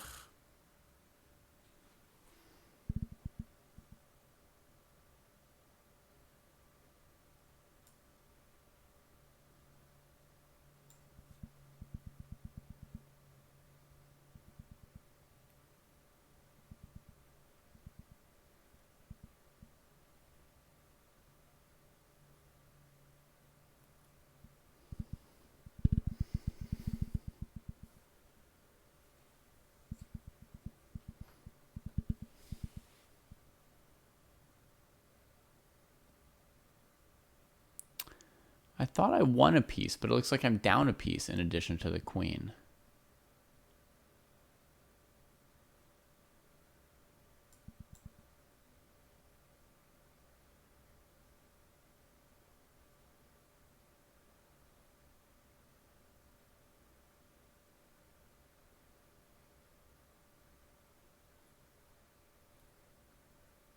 and gambit a pawn. Why is everybody ragging on my King's Gambit?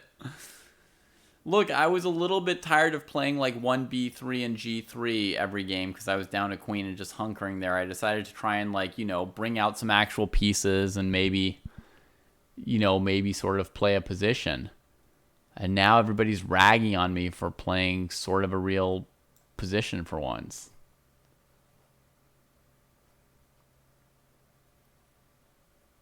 Oh, I was 2 pieces and a queen. So I did make a little progress. That's what I thought. This felt like a little bit of progress. Oof. Why did Gratify San start attacking all my pieces? What is up with that?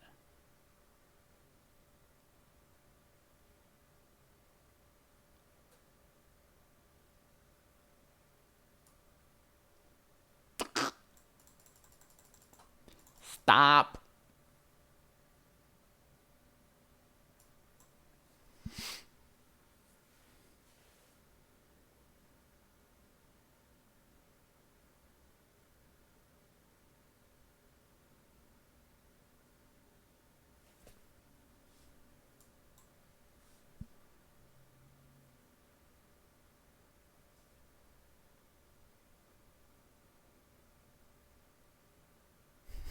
Yeah, I thought we were friends.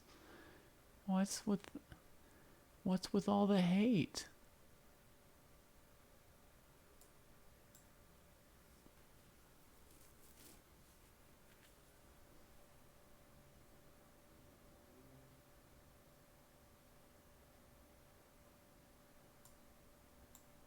Oh.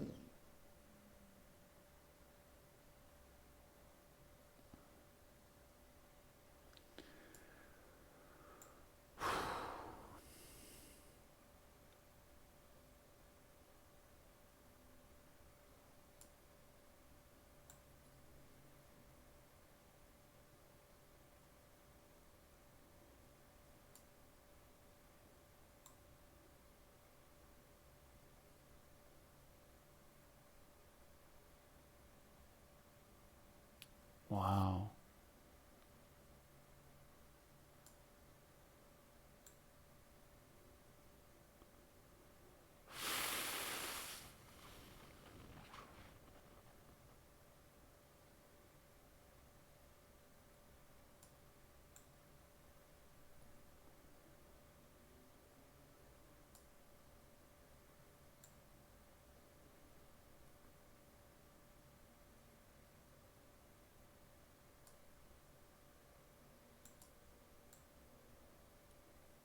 Covering dark squares with my pawns, since we have an bishops of opposite colors situation.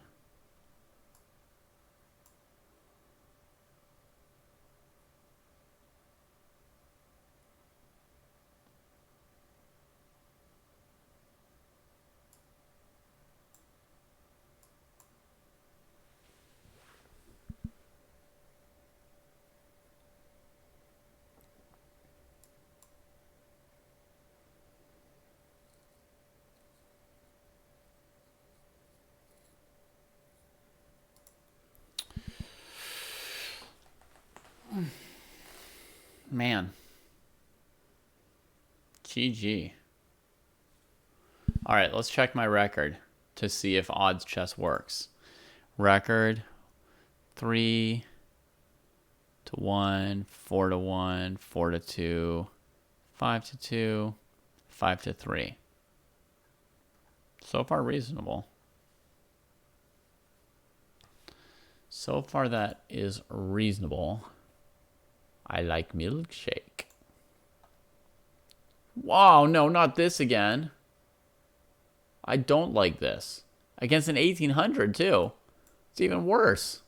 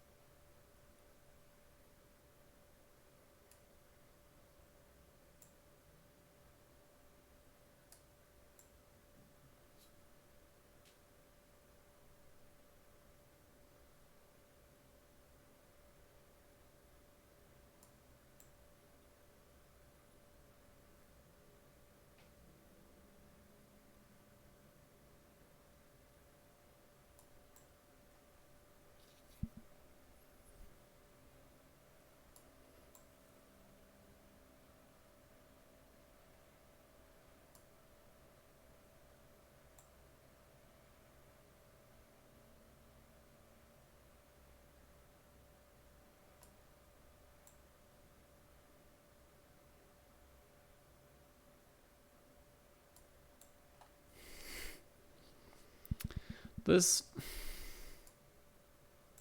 endgame version is far less entertaining than other.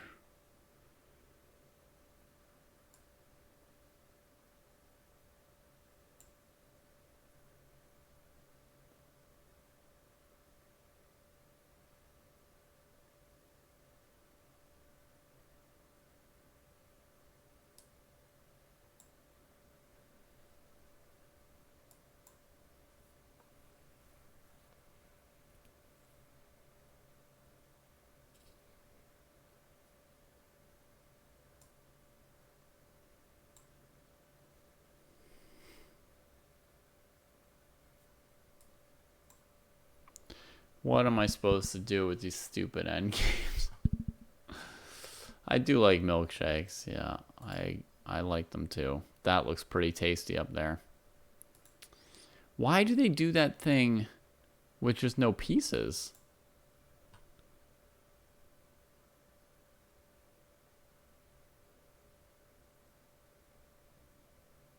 This isn't odds.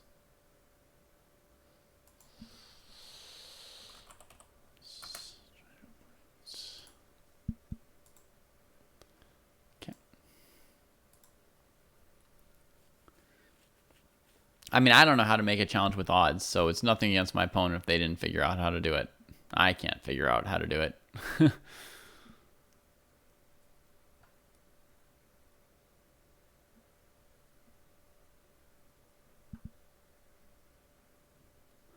That auto balance should give both players, you know, like a few pieces at least. All right.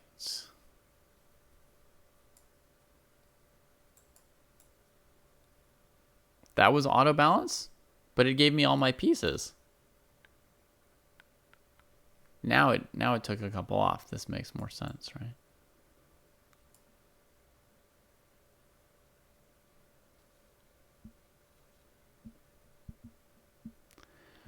I don't know how to do it, Shankbell and Kaya.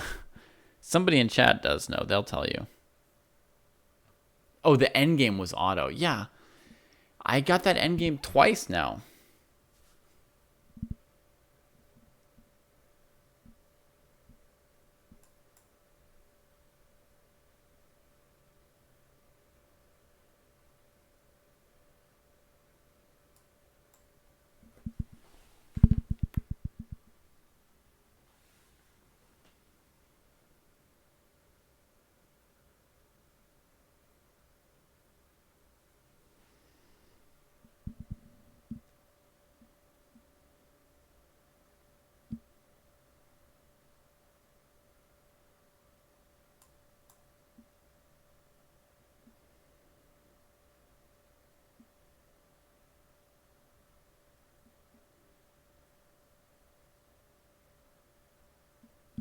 I haven't tried the option yet, Chesstalk. I don't know where it is, so I'll have to try harder.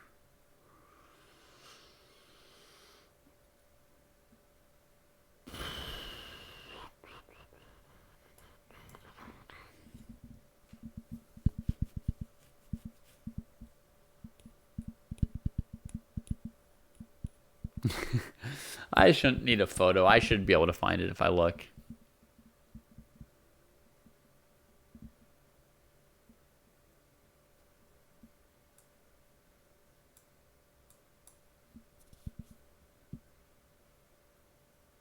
I wanted G4, Joe. I wanted it.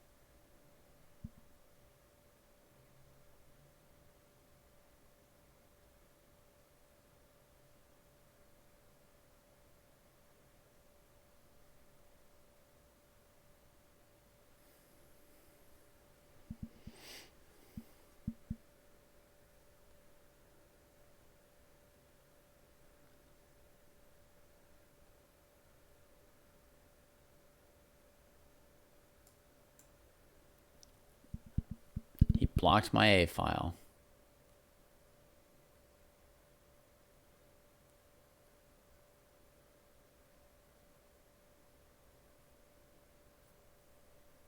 Smart.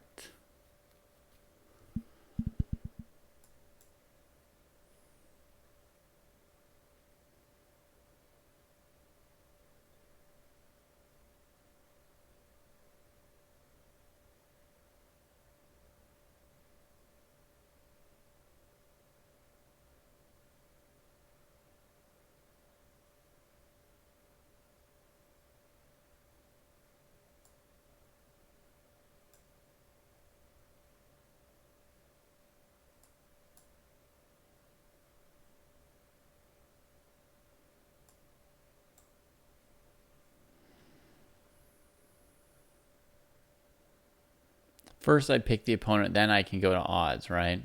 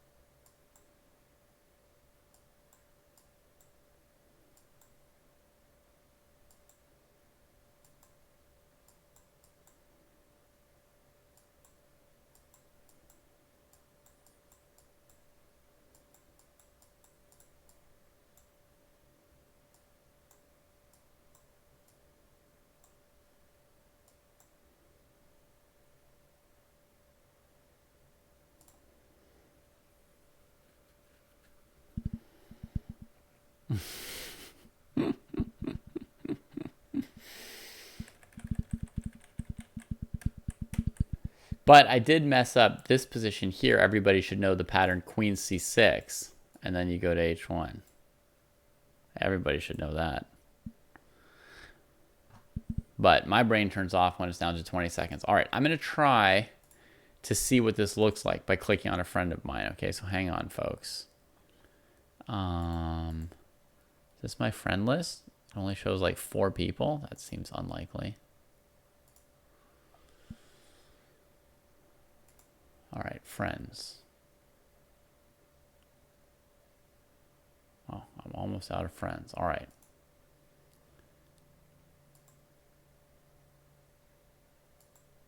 Type.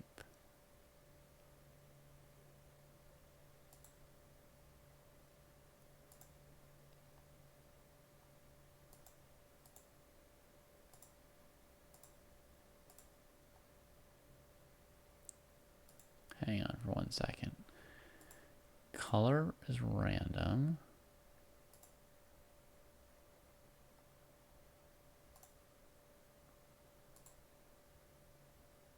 Standard, live, 3 check, King of the Hill, Crazy House, doubles, analysis. I don't see odds.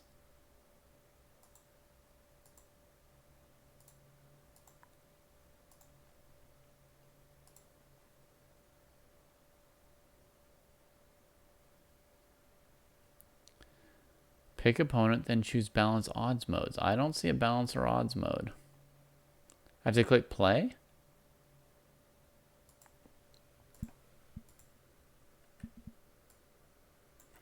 Here's what I see. So I go here to challenge, create challenge, standard, live, no mode there, that's of use to me, right? Time, whatever, 3-2. I have to be in play, not in live. Oh.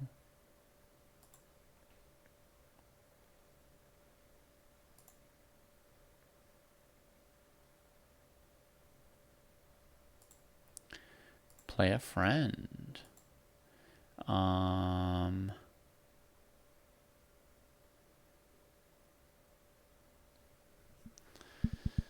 There's like all these names here and I don't see Pictus now. Okay, but so like I pick somebody here. Whatever, we'll pick Harpreet. You are rated plus 667. Try a balance game. Okay, standard balance odds. 3 minutes. Odds, auto balance. And then, oh, I could select anything I wanted to. Like 2 moves for black. Missing B pawn. 4 moves for black. 6 moves for black. Missing 3 pawns. Dream position.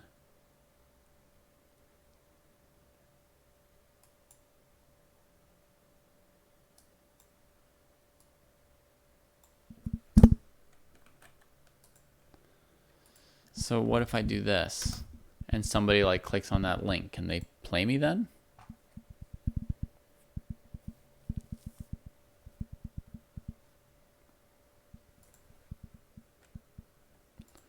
Looks like somebody found me with the dream position.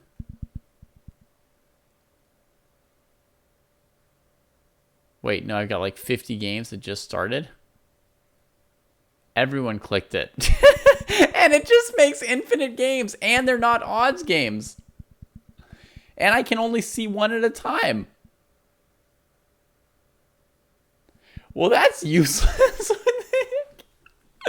How do I stop this? I've got 500 alerts that all my games are auto aborting.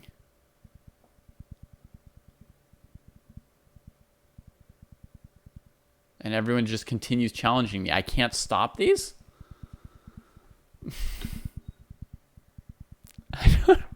I've got no option to stop the link. I'm just completely lost in my own website. I'm going to get abort banned. That would be too bad. Delete the message?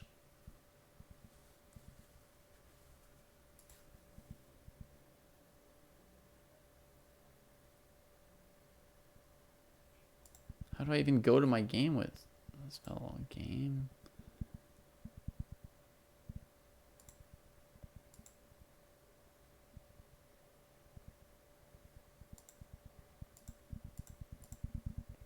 I don't know what to do.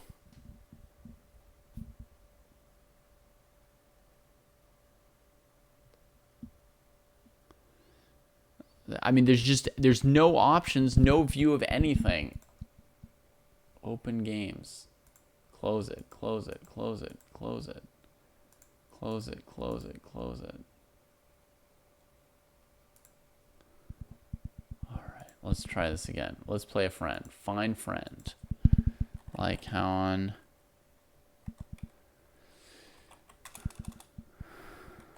Pick.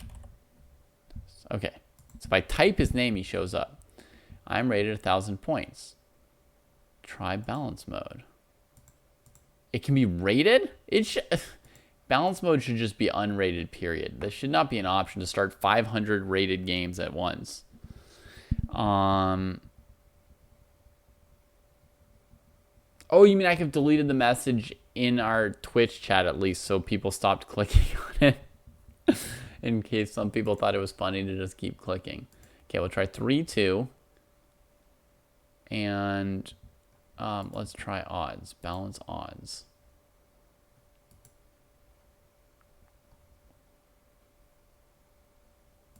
Dream position.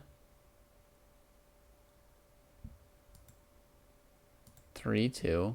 Play. All right. Let's see if this sends a challenge to Lycaon Pictus.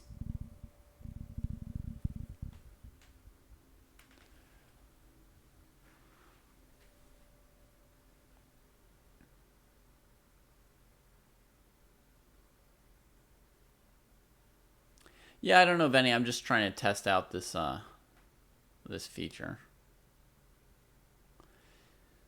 Did you get a challenge, Chess Latte, or no? You're in live but don't see it. Sweet.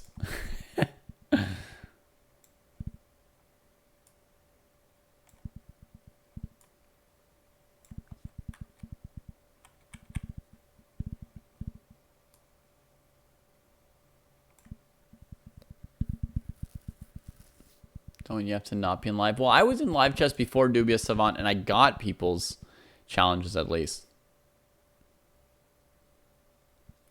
Yeah, reactive violence. I thought that when I made that challenge that the first person who clicked on it, I would get paired with, right?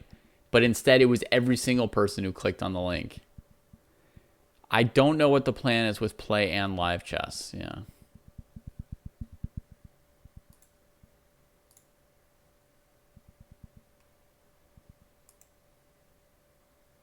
Okay, I'm challenging you again, Chess Latte. Does it show up this time?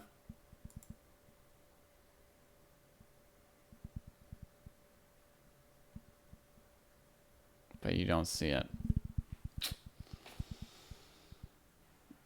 Hard feature to test.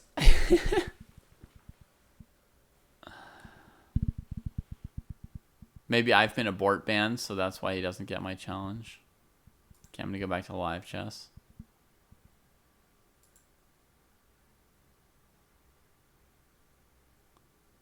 And I get a challenge from Dubious Savant.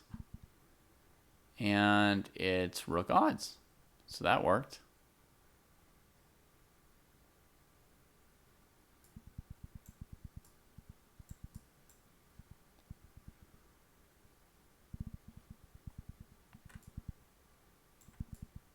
I know you guys probably don't have a view of the board right now, so it's not like everything's working, but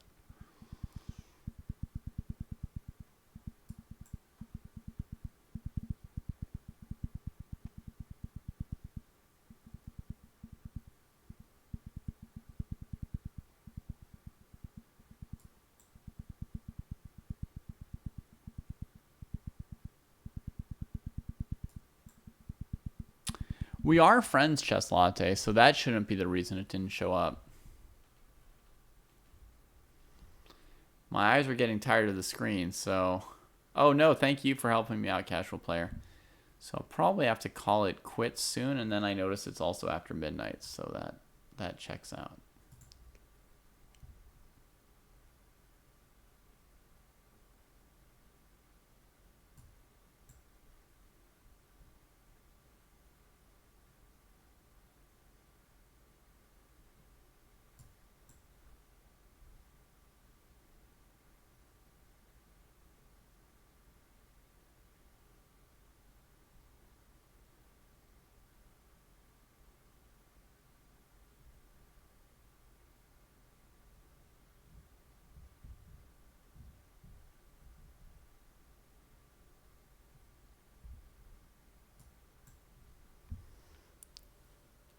Oh, thank you, Casual Player. That's very kind.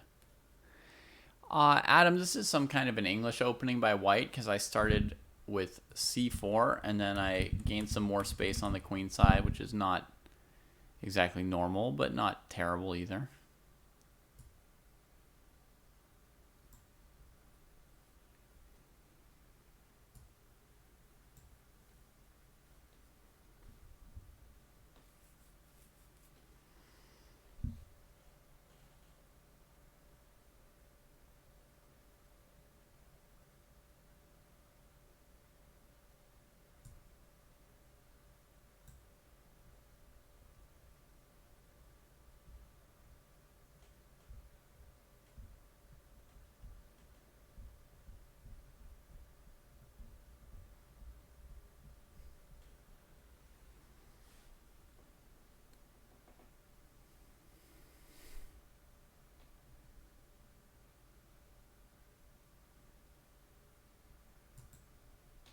All right, Venny says to play faster.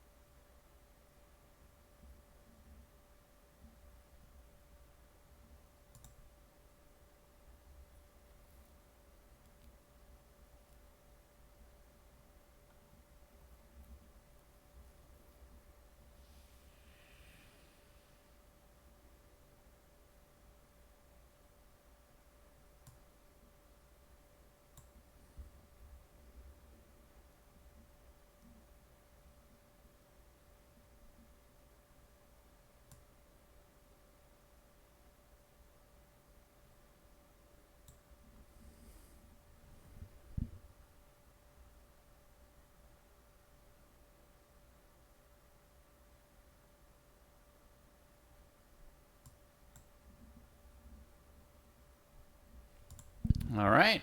Got one.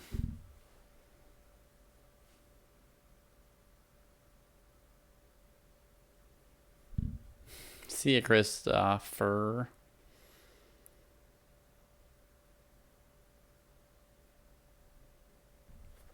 Take care. Okay, last game. Rash. Oh. It's not odds. All right, we'll try to thrash Rash for our last game. Ash? Oh, Mr. Ash. It's you again, Ash. But you've got another username, right?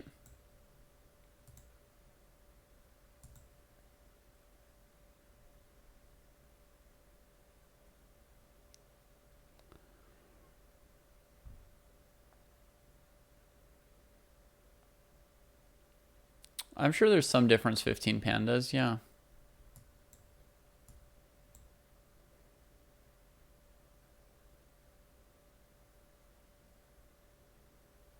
I hope you don't play too much Bong Cloud, for real.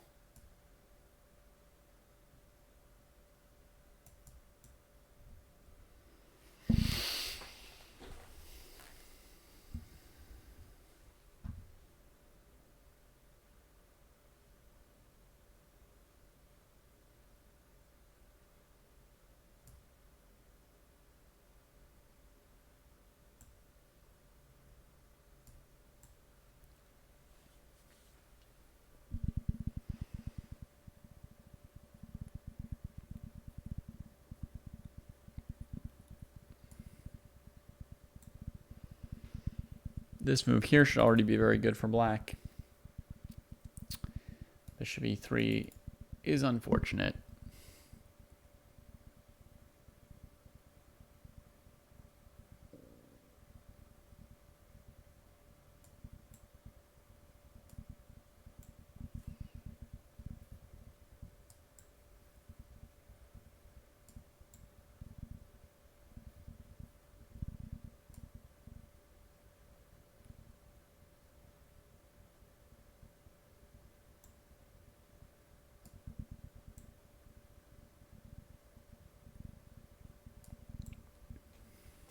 Mr. Ash is playing too fast for a 10-minute game.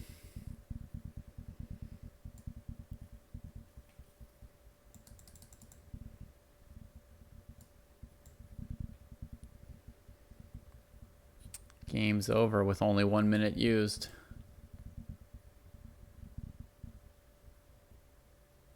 Oh, you thought it was 1 minute? Well, that explains it. You sent the challenge.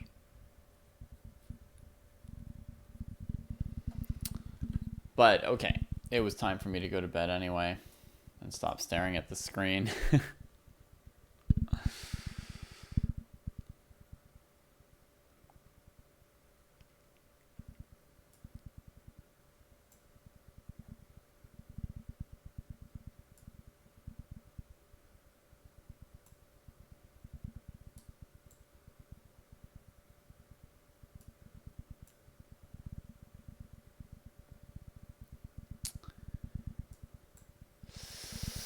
Well, it depends, Adam. Like any opening, the English can be played with or without theory. Now, the English itself, I mean, it is a mainstream opening, so it does have opening theory. You don't need to know that theory to play it.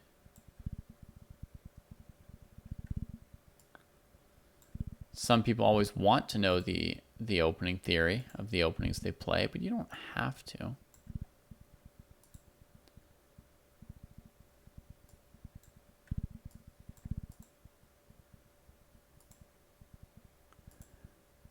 This is weird. It's not showing this.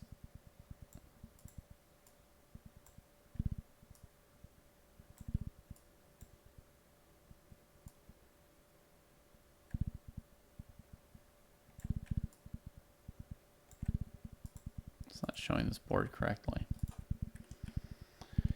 in OBS, whatever.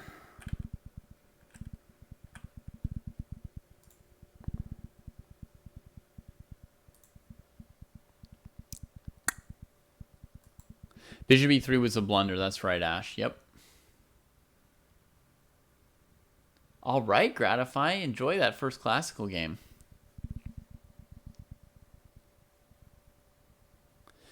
The answer is probably none, Eric Ito, right? I mean, from my take, like all opening books about the English are going to be bad, probably.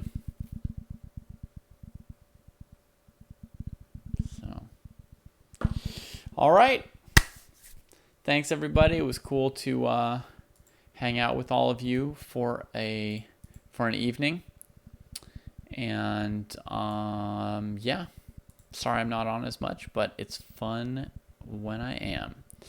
Let's send a raid somewhere cool. What's going on right now? Chess Heroes.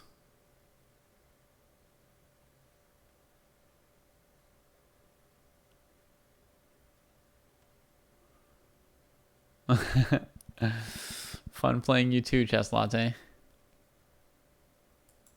Or Lily? Or Chess Heroes? Friday morning training. Rated puzzle goal.